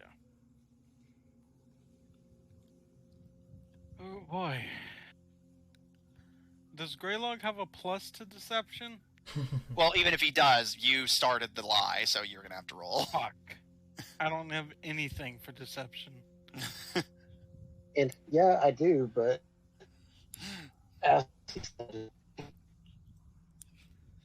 18 on the second roll. The first roll would have been an 11. Okay. Avaben, he, if not his crew, already seemed pretty convinced by you, but once Greylog cuts in with that, the rest of the crew kind of look to each other, seeming actually more worried than anything, and Captain Schilling just gives a sigh, and I was afraid of that. Well, then there's nothing else for it. I'm sorry to have wasted your time. I do You're hope the that... more that know... Sorry, go ahead. I do hope that that maybe this is an opportunity to at least understand each other again. I would like to make sure that we have as many friends on the inside as possible. Two of my associates already acquired a way on board and the tickets to get in. Congratulations. Those tickets don't come easy, believe me. Well, we think we can make a convincing pitch to the one who decides who's in and out of the tournament. Captain Merrick. Yes, our way on board told us about him, so we figured if we make a good enough pitch to him, we'll be able to get in. And our interest in the artifacts is purely to make sure that another group who has far darker intentions does not acquire these. I don't know if you heard about that group in Sherwood blowing up the place. Wait. So the people toting cannons around my home are the same people trying to go after the same thing you guys are? Yes, they intend to misuse. They are also misguided about what's behind the door and believe they can use it for their own goals. I see. The Alkebulan man, kind of looking to the captain, kind of says to him in a kind of low, urgent tone, Captain, I know we're stretched thin as it is, but we can't simply stand by and do nothing. I agree, Dabu, I agree. Well, we may not have any business with the door itself, but if there's anything we can do to help you against these... they said they had some ridiculous name when we found them in Sherwood. Boomer gangers? Yes, that is what they go by. It is kind of stupid. And their weapons are strong, but their weakest, they're not very strong. Yeah, we kind of gathered that ourselves. If there's anything we can do to help you against these people, just say the word. He nods to each of you respectively.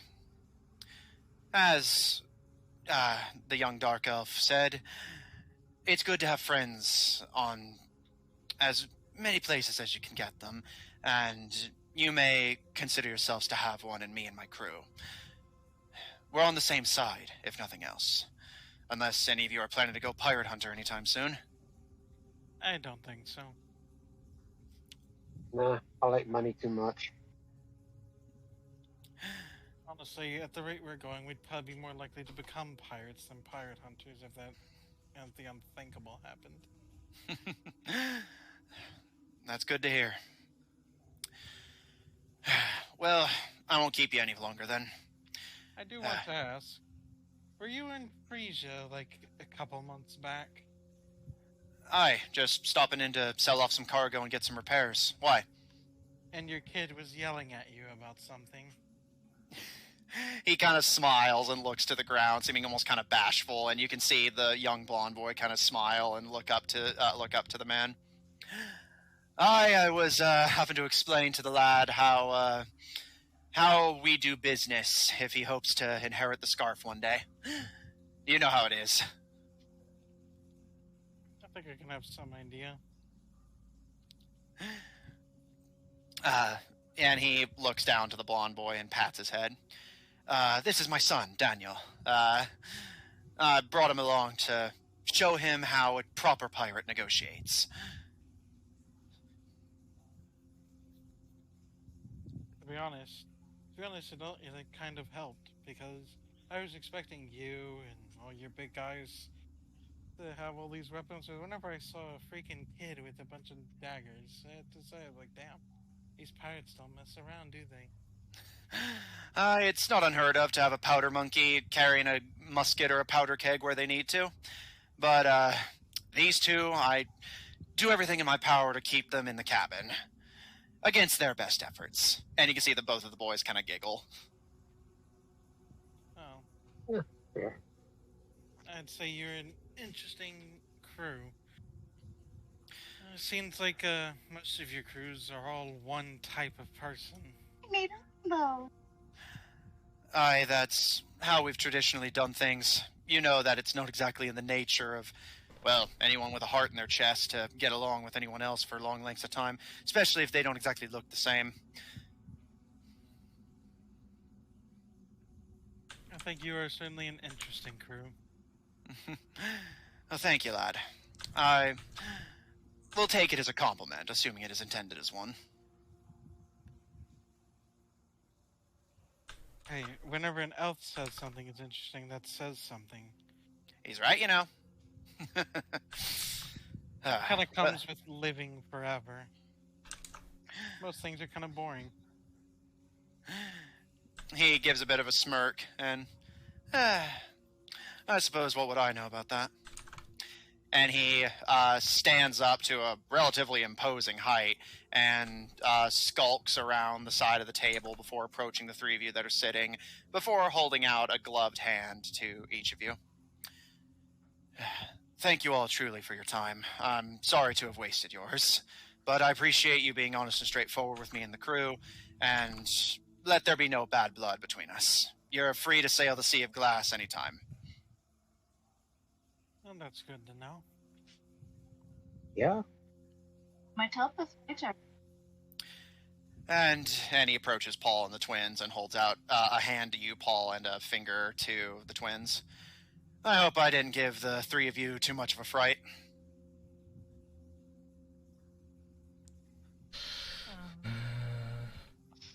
Flower and Fall will cautiously shake his head. Yeah. I'll do the same. If he notices the kind of hesitance, he doesn't note it and just smiles. Well, thanks to all of you for being so kind to my crew while they were in port, and for being so reasonable at the negotiating table. I'm sorry I couldn't have done more to get you a bit more to work with, but like it or not, I unfortunately got outvoted in that department. Oh well, we'll change their mind. We I can only have hope. cards up my sleeve on that one. Well, don't spoil the fun for me and the boys too early. We've already got tickets and are planning to have some fun, enjoy ourselves. So make sure you put on a good show. And he gives you a wink and a smile. Gold, put some bets on us. Rest assured, I will be. And he kind of pauses for a moment and considers before shaking his head and in the event that you get tired of gathering keys for a door you don't intend to open, there will always be a spot on my crew for all of you. I'll definitely keep that in mind. Oh, I know I technically already know some of it, but in the interest of being cordial, may I have your names? I'm sure you. My name is Greylog. I'm sure you already have mine from Mr. What was it? Stitches. Stitches kind of gives you a nod and raises his tankard from across the bar, but Robert just smiles at you and, aye, but as I said, in the interest of being cordial, I find it a bit presumptuous to go into a meeting like this just flaunting what you know. Well, then I guess for the sake of that, my name is Abaven. Pleasure. You, miss? Which miss? Sorry, since, she's next to the two of you. Sorry. Pleasure. You, sir?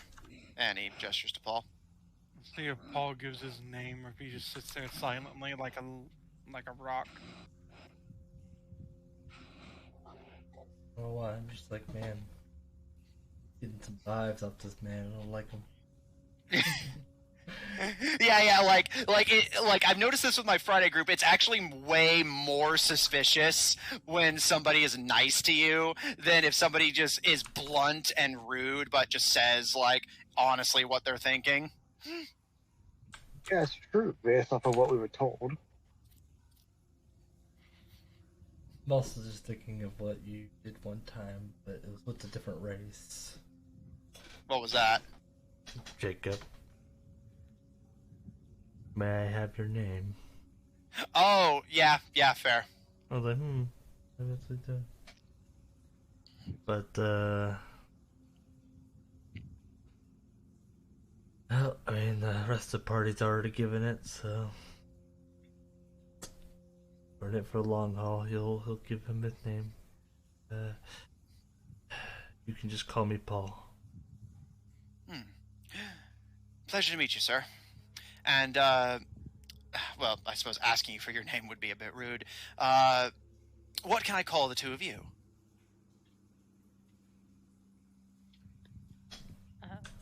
Flower and Fall. Just kind of, not necessarily narrow their eyes, but just kind of like. They're a little bit, don't mind them. They're just a little bit cautious. It's good to be cautious in this line of work. In this town, meeting with the people you are, I'm inclined to agree. And he gives a smile and a chuckle. I'm not expecting anyone to be completely trusting. Half of my kind don't even trust each other. Well, that's how you live so long. Aye.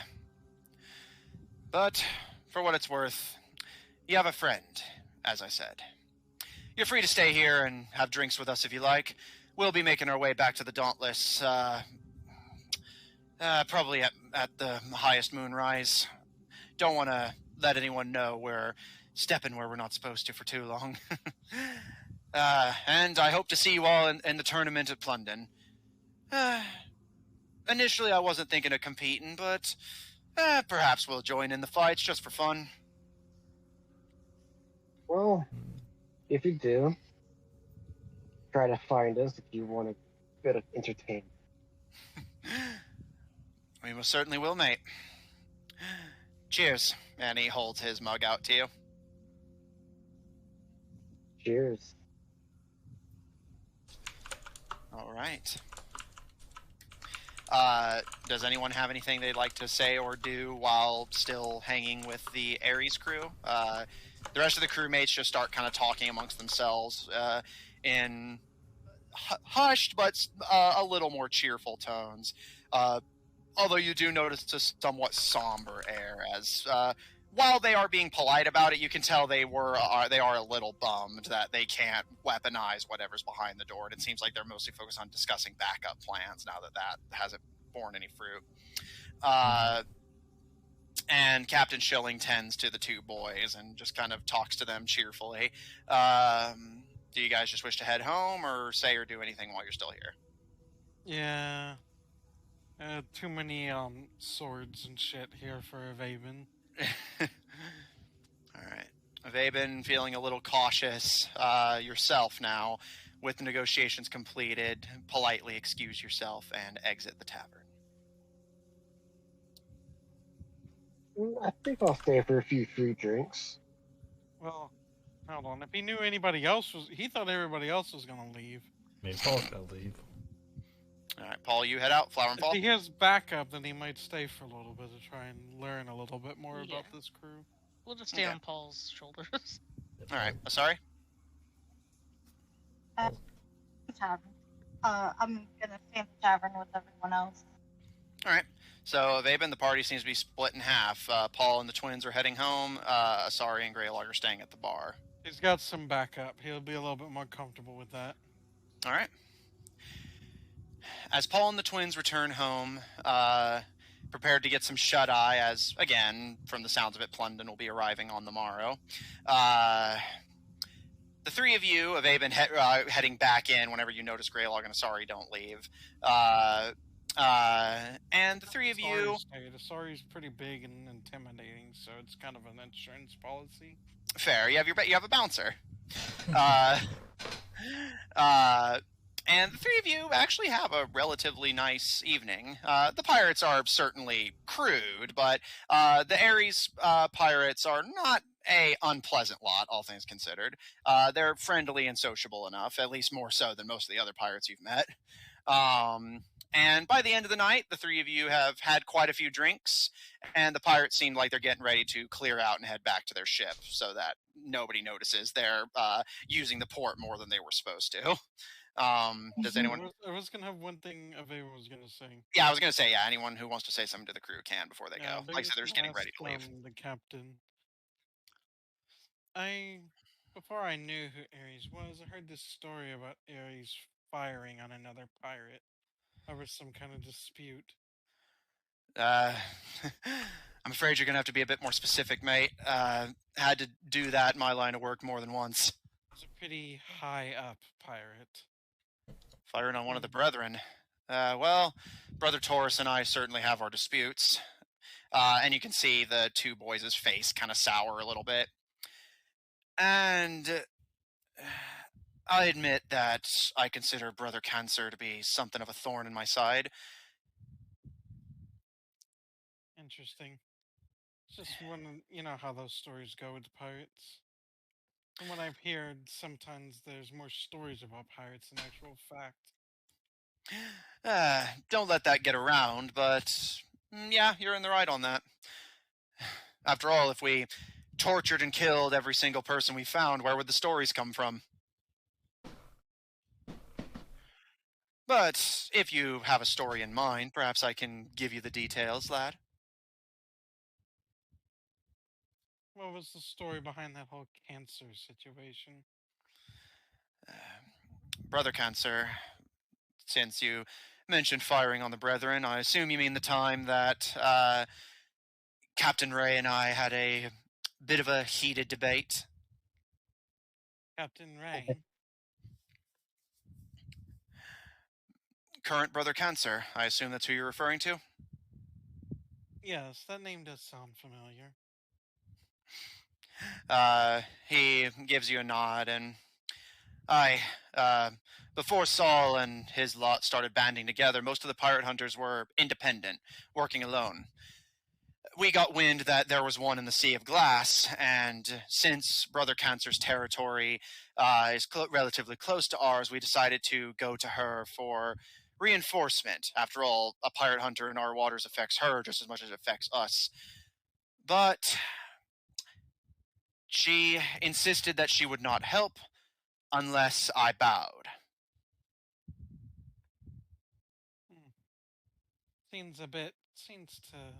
This cancer seems to lack some tact, it would seem, asking another one of the brethren of all to give in.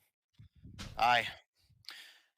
But I made sure she got the memo via cannonade that I bow to no one.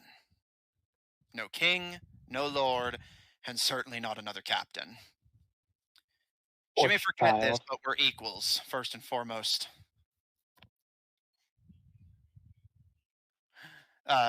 One more time, Mr. Greylog. Sorry, got lost in thought there. I said, or child. Aye. You've heard the stories then, or did you get a chance to see her yourself? We saw them on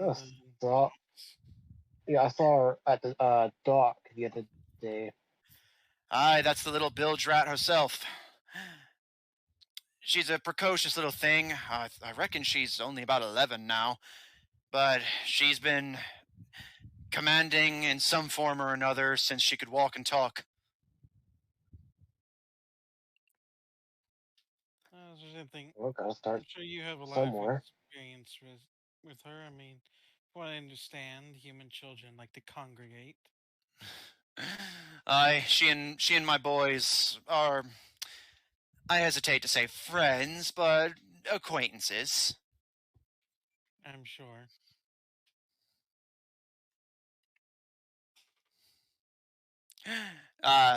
The young boy who he had identified as Daniel, kind of looking at the three of you curiously.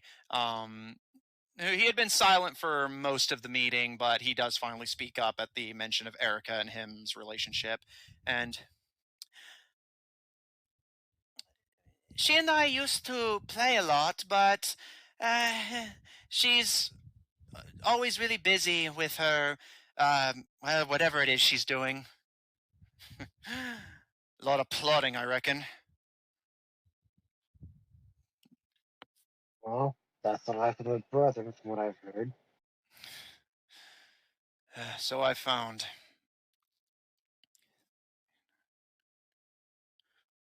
I've also heard that you have some grand ideas for pirates, more than just simply stealing all the time. Aye. There's always been a little bit of confusion here and there over whether we're lords of the ocean, but, I mean, the First Brethren said that in their founding statement for Nassau and the Brethren of the Coast, that there would be no lords or kings among pirates. So, after a few generations, we decided to do away with that. And I figure, well, it only makes sense to take the next logical step. We've done away with monarchies and lordships. We're all brothers now, equals. We have a king, but only insofar as he settles our disputes whenever we can't agree, which tends to happen more often than it doesn't. The Alkebulan man, Dabu, pipes up. Aye. And with that said, I think it's only right that we wean ourselves off of the Black Flag over time. But as you can see, and he gestures to just himself, given that I'm not here with the rest of the brethren to welcome you into our fold and make some sort of plan against Saul, I am in the minority on that. What I've heard of pirates, half of them are probably making their plans on how to run to the hills, as humans like to say. Aye. We're losing captains and members of the Brethren every day. Running, going into retirement, or just getting caught and killed. I know Brother Gemini's planning to retire, not that I blame him. And I'm sure Brother Cancer's working on some kind of scheme to get themselves out of the mess we're in. Brother Sagittarius isn't going to be far behind. I even hear rumor that Brother Scorpio's planning to retire. This keeps up, it's just going to be the people in this bar against the world. With how the outlook's looking, I'm kind of surprised you want your son following you. Want is a strong word, and he looks down and tousles the boy's hair. I had to get him off the Frisian docks before the Thieves Guild got a hold of him, any longer than they already had. And now he has his sea legs and he refuses to get his land ones back.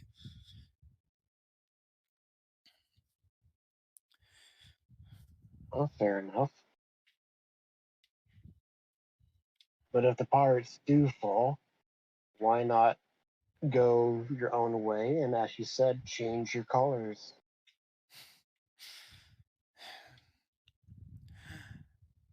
Saul and I have a bit of personal business. The man's not going to stop until me and my bloodline stops. No matter where I ran, he would find me. That's what rumors are for. Can't kill something that's supposedly already dead.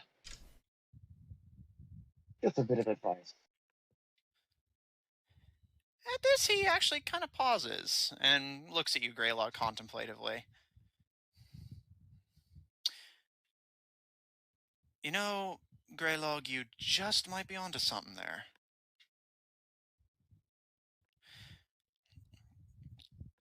I'm sure there are plenty of ways to sail the sea without just being a pirate. Aye.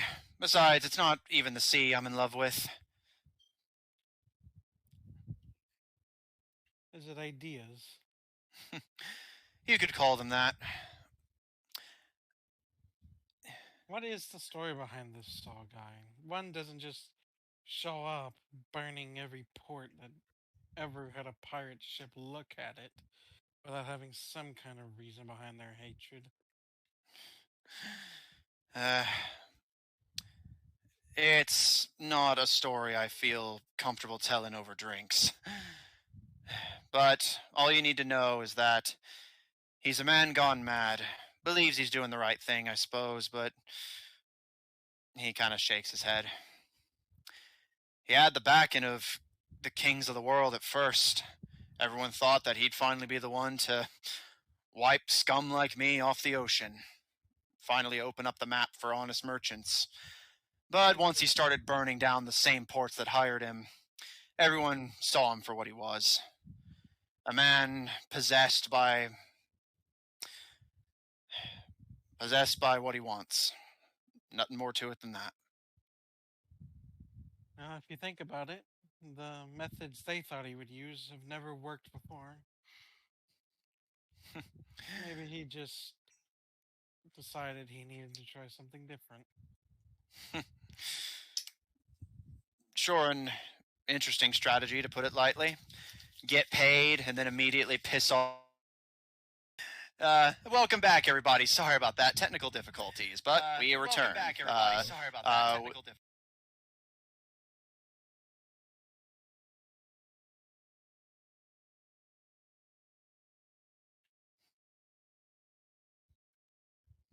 I was hearing two of you. Did you have yeah. the stream playing in the background? Guess I didn't have that muted or something. Some of my settings got a little jumbled up. Yeah. Qua, the audio still sounds good, yeah? Yeah. Okay. But yeah, what was the last thing you heard? And we can, in case we need to repeat anything. It was the y'all were talking about how things should be. Yes. Okay, so yeah, we'll just pick up there. Yeah, you guys were asking, like, basically if he's motivated by ideals rather than anything else, and yeah, he basically just iterated that. Yeah, it's not the sea he's in love with; it's the freedom it presents him. Do the three of you who stayed at the tavern have any further engagements or questions for the captain and his crew? No, I'm good. No.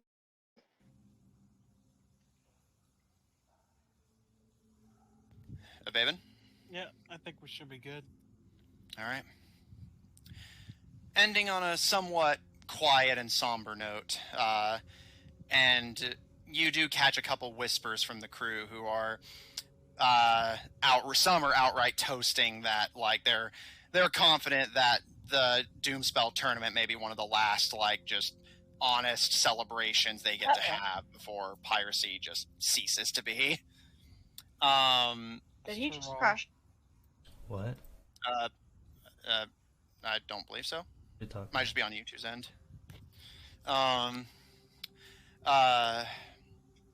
And eventually the captain and crew stand up and begin to quietly funnel out of the tavern, and the three of you are left alone. Can we make sure that the bartender is good? Well, they said that he wouldn't be back for a few hours. Okay. They made him go do something. Yeah, basically just fucking get the hell out of here. It's like, but this is my building, and just like, yeah, and I'm fucking pirate lord of the Sea of Glass. Fuck off. Did I see them leave any money for him? Not that you saw, but it's possible they did it, like, before you guys got there. Yeah, I feel like he would have paid him off. That's out of character. Greylog is going to wait for him to come back just to make sure he got paid. Because he doesn't like drinking free alcohol. And he does have a business to run. Alright. Sorry, have they been anything from the two of you, or are you just going to head up to your rooms and sleep? Chill in his room. Alright, sorry? Yeah, I'm just gonna hang out, you know, like I said before, make friends. If there's nobody of interest, I'll just go to my room and study. Okay.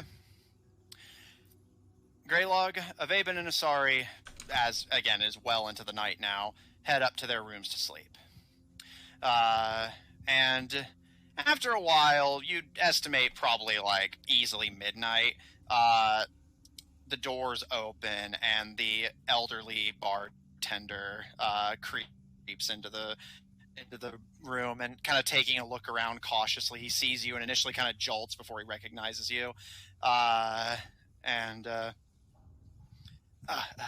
Hello. Everything went well. I can't understand them. Yeah, you're blocky. Can you hear me? A little bit. He's. Put it in text, and I'll respond to you. Paul and the twins. Turn my mic. Can you hear me? You're having to have it closer to the mic, but it's Can you smoother. hear me better at all? Well, you can hear me, but It's smoother, but you need to get closer to the mic. I can't get much closer than this. All right, that'll do. What were you saying? That everything went well. Did they pay you to leave? Or I just want to make sure you get paid for what we drink. I got as much as they were willing to spare. Should cover the damages. He'll pass 10 gold just to be nice. He kind of gives you a nod and bless you, sir. And retreats to behind the bar to start mopping up and cleaning things up. And with your business concluded, unless you have something else you'd like to do. Nope. You make your way to your room and settle in for the night. Paul and the twins, you settle in at Anna's lab, where you find her slumped asleep over her notes on the spear, and the professor has kind of tossed a blanket over her and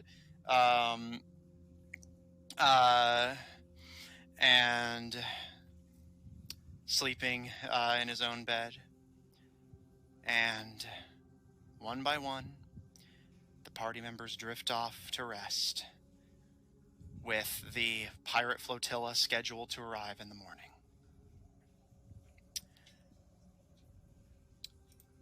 You all get a long rest. Mm-hmm. And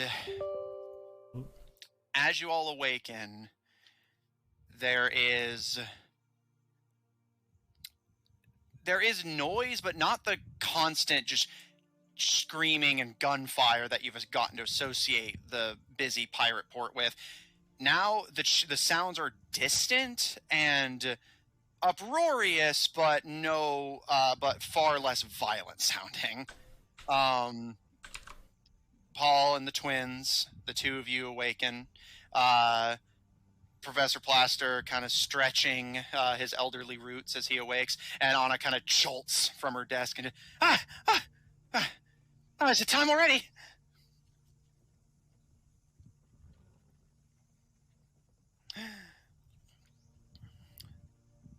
Avaben, Greylog, Asari, the three of you awaken in your rooms, and again, the tavern is, for as crowded as the port is right now, strangely silent. And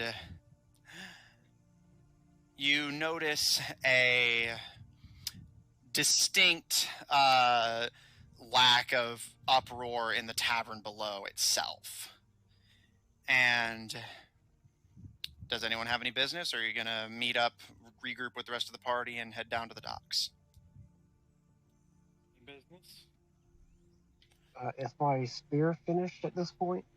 Yes, I will say that you can basically put the finishing touches on it, and it'll be ready to go by the essentially like mid-afternoon. Okay, I'm gonna have Asari and Anna look at it to see how accurately he got it. Asari, make me a investigation check. I'll give you advantage since Anna's helping you. All right. I can do that. Investigation. And Avaben, do you just want to tag along with them? Ooh, I didn't even need advantage. I got a natural 20. That would be a 23. Okay. I wish I could roll natural 20s in every other roll. That was my first roll of the day. No, my second roll. Yeah, like the first roll of the day, I know you had like a low roll earlier. Like, yeah, my first roll was like a 6. Whoever made y'all's dice, I need to like get them to hook me up. It's using D&D Beyond dice this time. Yeah. Oh, See? D&D Beyond can be good. Asari, you and Anna look over Greylog's spear, and you know it don't curves. take that out of context. It has curves in the right places. The patterns it makes are very interesting. It's long and hard, and has a good point to it. I make a lot of dick jokes. Yeah. Greylog, the archaeologists, are able to confirm that, as far as can be told, while it doesn't give off any magic, the spear is visually comparable to the Spear of Aries. Terrible. It's passable, but I'm not exactly sure what the idea is here. Yeah. It's a backup plan, and he's going to put it into his bag of holding. I was Alright. gonna say, did Avaven see them ogling his spear? Yeah. He's gonna be like, I hope that's plan Z. It's All the right. last resort. You guys, I guess if you're participating in this, better head down to the docks. Plundan will be arriving soon, and everyone's going to start hitching their boats up. Whoever you're intending to board with, make sure you can find them and get on board before it's too late. Do you want the professor and I to come with you, or...? I don't think you would want to come with us. I don't. Yeah, it's going to be very dangerous, and honestly, I'd rather not have a leaf on your head out of head. Good. The professor and I will stay here then, and start trying to figure out what the problem is here. But good luck, you guys, and stay safe. Maybe you Yep. can. Also, Maybe you Avaven- can start say- the next key. Well, I'm not going to be able to find the next key until you guys get me this one. But it'll also give me time to look into Vaben's concerns, see if I can't find anything to give us something about what's actually down there. Also, That would be Avaven's gonna very... say to the party, we should probably try to be a little cautious about getting onto our benefactor's ship. Just in case our new quote-unquote friend doesn't like us working with them. I mean, do we Well, need to go on this We ship? don't have to get on her ship. Yeah. We have the tickets, remember? Well, yes, that gets us She on. only but said we she need a gets the ship. audience. We need a ship. Don't we need a ship to get to the ship? Well, It's no, a really it's- big ship. It's in the air. I believe it has some way of us getting up there naturally. Wait, it's a flying ship? I'm thinking, right? Not that I'm aware I of. didn't- Oh, I thought it was I flying. didn't think it was. You're thinking of our fucking I know. Tropu's ship. Yeah, I just thought that was like Yeah, it was Avaven- described as that. But No worries, They're no worries. gonna look to their leafy friend and be like, "Don't we need a ship to get to this ship? I can't imagine it can dock." Yeah, no, it's just gonna be passing by, and everyone's just gonna sail out to it, hitch themselves to the back, and just get pulled along for the ride.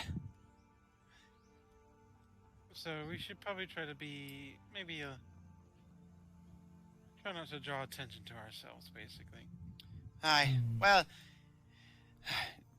Try to girls. maintain our relationships with as many as we can.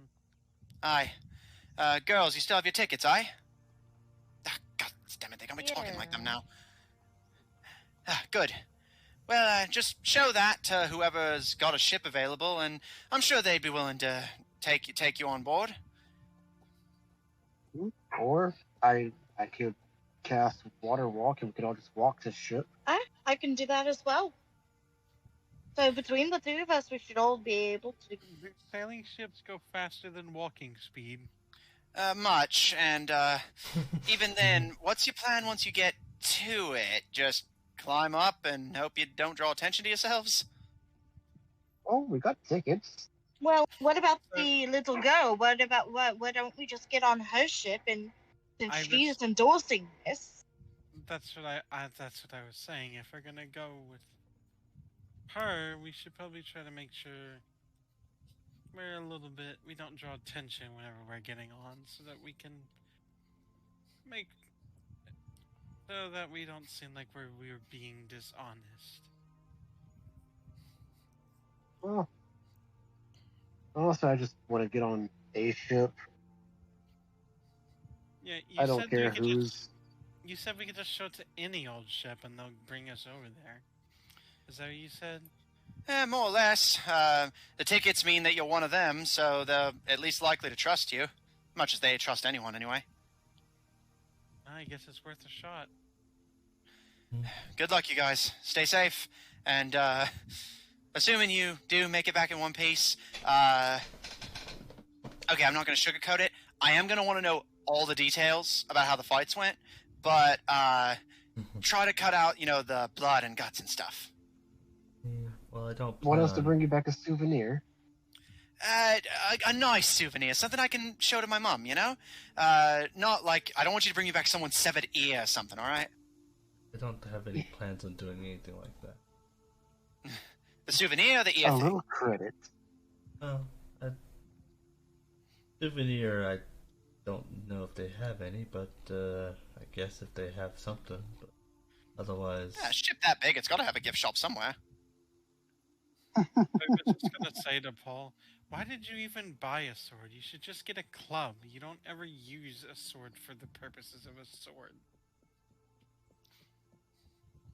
Comes in handy. Or just buy a dull sword. I could just simply dull this sword if that is such a concern. It's just weird that you'd have a tool for, cutting people apart when you don't, cut people apart. Time's a wasted, guys. Well, good luck, and I guess as much as you can, have fun. If what she said is true, you guys can't exactly die, so just stay out of trouble and win, and we should be fine. I'm sure it'll be fun. Maybe I'll get some new pets. Good luck, Paul. Flowerfall, Evaben, Greylog, sorry. Make it back safe. Do you guys make your way to the docks? Just do a t-shirt. Thanks, love. Finger guns. Yeah, you guys head down to the docks. Yep. Yeah. Oh, I'm here. Okay. I guess we'll just find a ship to take us there. Yeah. Making your way across the town square, past the Hangman's Arch, through the archway and down the rickety stairs, you find yourself back on the now familiar and home ashen ports of Tortage. And as per the norm, there is a small amount of ships docked here. You guys haven't been coming down to the docks recently, and you notice that variety of ship types has only increased. You see Greylog with excitement. You notice that you see several ships that you initially mistake for castles or forts, and you realize that they're literally just like defensive structures strapped to the back of what appear to be aquatic dragons and sea serpents. You can see the pedal-borne drilling ships of the orcs. You can see what appear to be flotillas piloted by the elf fleets, the dwarven submarines, all kinds of ships from all over the world. And rather than the docks being crowded and full of squabbling sailors, the docks are, for the first time you guys have ever seen them, almost completely deserted. However, there are a small number of ships currently in port. You see a red and black frigate with the emblem on its back, the Dauntless. which is currently in port, and you notice on the dock is Captain Schilling. You notice a huge man-o-war bristling with guns, going by the Strong Arm, where Erica Ray sits on the dock in front of. And in between the two of them is Paul, a ship you recognize as the Orkin ship piloted by Captain Nifty, the Goblin. Yeah. Let's go to that boy. All right. You guys notice Paul making his way towards the orc ship piloted by goblins in the center? Well, it's certainly the most neutral ship left. Interesting choice. But yeah, Flowerfall? why not? Sorry? Sure. No arguments from me. All right. Paul, you hear the party one by one decide to follow after you, and all of you notice the two captains kind of giving you glances before they board their own ships. Erica, to her credit, puts on a strong face of neutrality, as if she doesn't know you and is simply waiting for any stragglers in her crew. And Captain Schilling, a little more purposeful and deliberate, does kind of obviously watch you as you board the goblin ship, but does not make any movements to stop you or interfere with you. And as soon as the five of you are walking up the gangplank, you see the goblin now wearing a kind of woolen beanie instead of his pirate hat. You guys see the goblin pirate that Paul had dealt with before, and come to join my crew. Oh, Not this Seeking time. passage. You see another goblin nearby kind of glower at the five of you, and if you're wanting passage, you better have tickets. We do. well. Everyone will be like Flowerfall. You want to show them our tickets?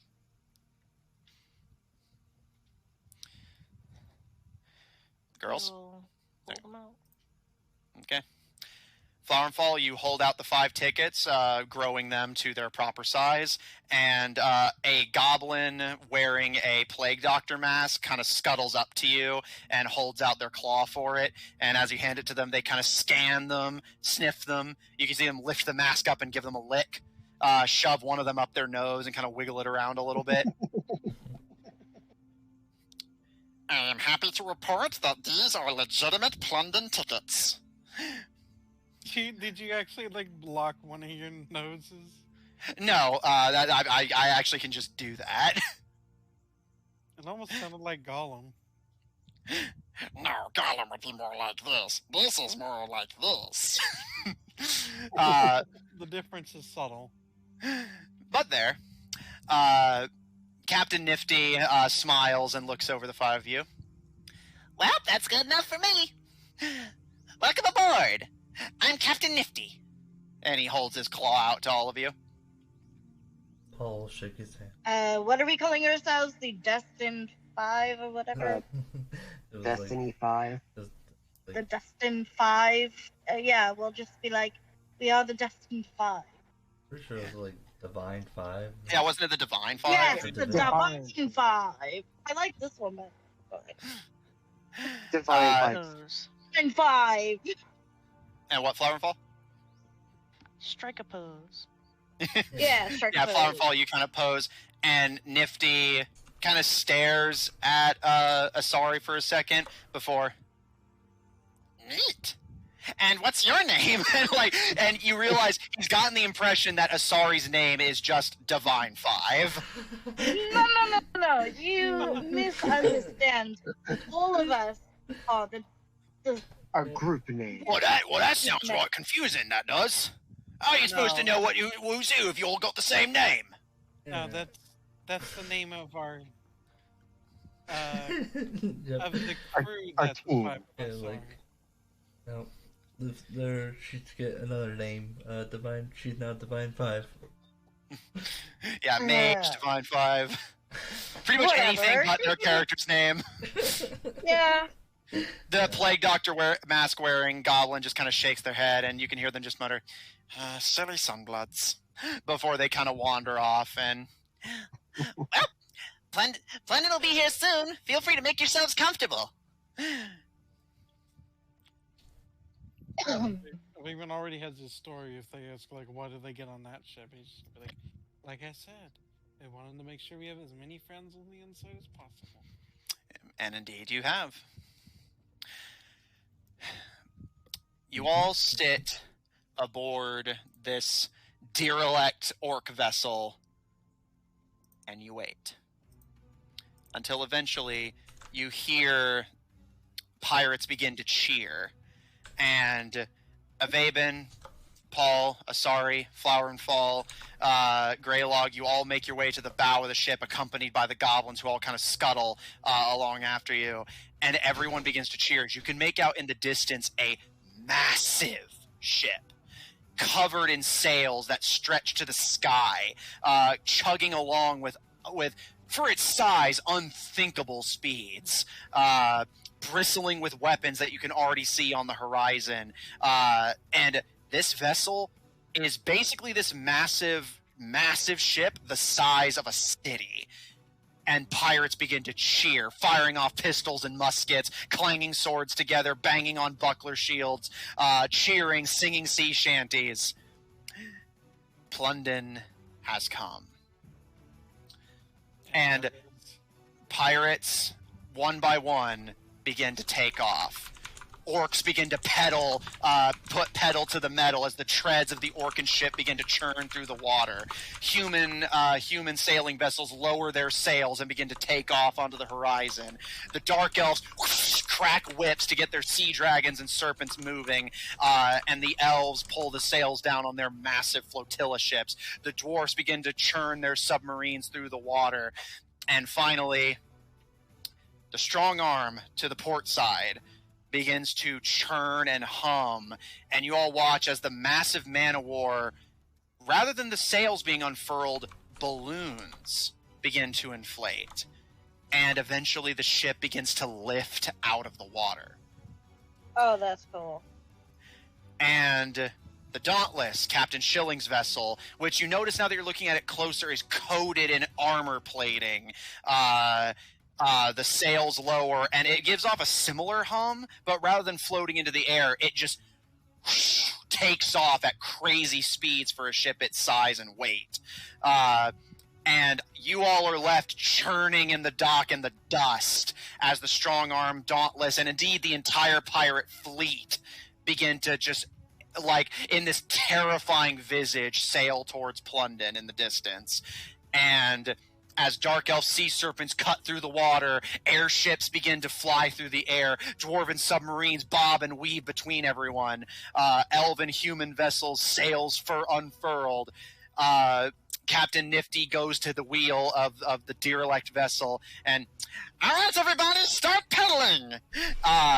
And you can hear some groans from below deck, and the treads of the ship begin to slowly crank, and eventually you guys take off from Tortage, and aboard this derelict goblin vessel, following in the literal wake of your two rival benefactors, as you make your way towards Plundan, where all pirates will unite, and you all will be fighting for their entertainment, and them in the background fighting over you, as they discuss the future of piracy, but you're all here for one prize and one prize alone.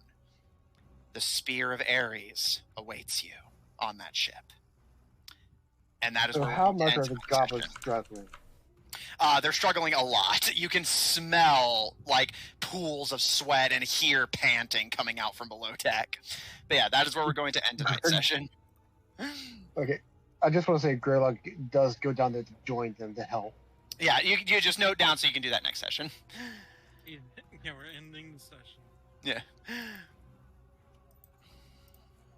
Alright, y'all said what we were gonna do, so I'm getting ready. Mm-hmm. If you want to see more of my DMing, check out twitch.tv/Grahamcrackers, GRAMECRACKERZ, for my Friday campaign, The Gold Shine Investigations, at 7 o'clock Central Daylight Time, featuring a party of investigators trying to unravel the cultish conspiracy that threatens to plunge their home into war. Check out our website at officiald5hub.info, resurrected from the grave like a filthy necromancer aboard a goblin ship. Check out our link in chat to join our official D5 Discord server if you want to hang out with us directly, and support our episodes posted on Apple Podcasts, Pandora, Google Podcasts, and the iHeart Podcast Network. Wherever you happen to get them from, you can probably find it there. For our audio listeners, catch us live on Mondays at 9:30 Central Daylight Time on twitch.tv/Odd Tornado Productions, or the Odd Tornado Productions YouTube channel if you want to catch up on what you missed. Check out Odd Tornado Productions Official on Tumblr to find links to our other works, including our Paladins Twitch channel at twitch.tv/AustinFreak123. If you enjoy what we do, please support us on Patreon. We're about to post that link as well. Or on Ko-fi at kofi.com/Odd Tornado Productions. And follow us on Twitter at twitter.com/TornadoOdd. The TNO are in fact capitalized. And if you want to see more of this party, tune in tomorrow, Tuesdays at 9:30 Central Daylight Time, for our Tuesday game of Black Ink and Blue Blood, featuring a party of politicians and nobles trying to unravel a political conspiracy if they can stop stabbing each other in the back long enough to actually do that. But I think that's everything from me. So, thanks everyone at the table so much for playing. Thanks everyone at home so much for watching. And we'll see you all next week. Hey. Oh my goodness. This was an interesting session. It's good to hear.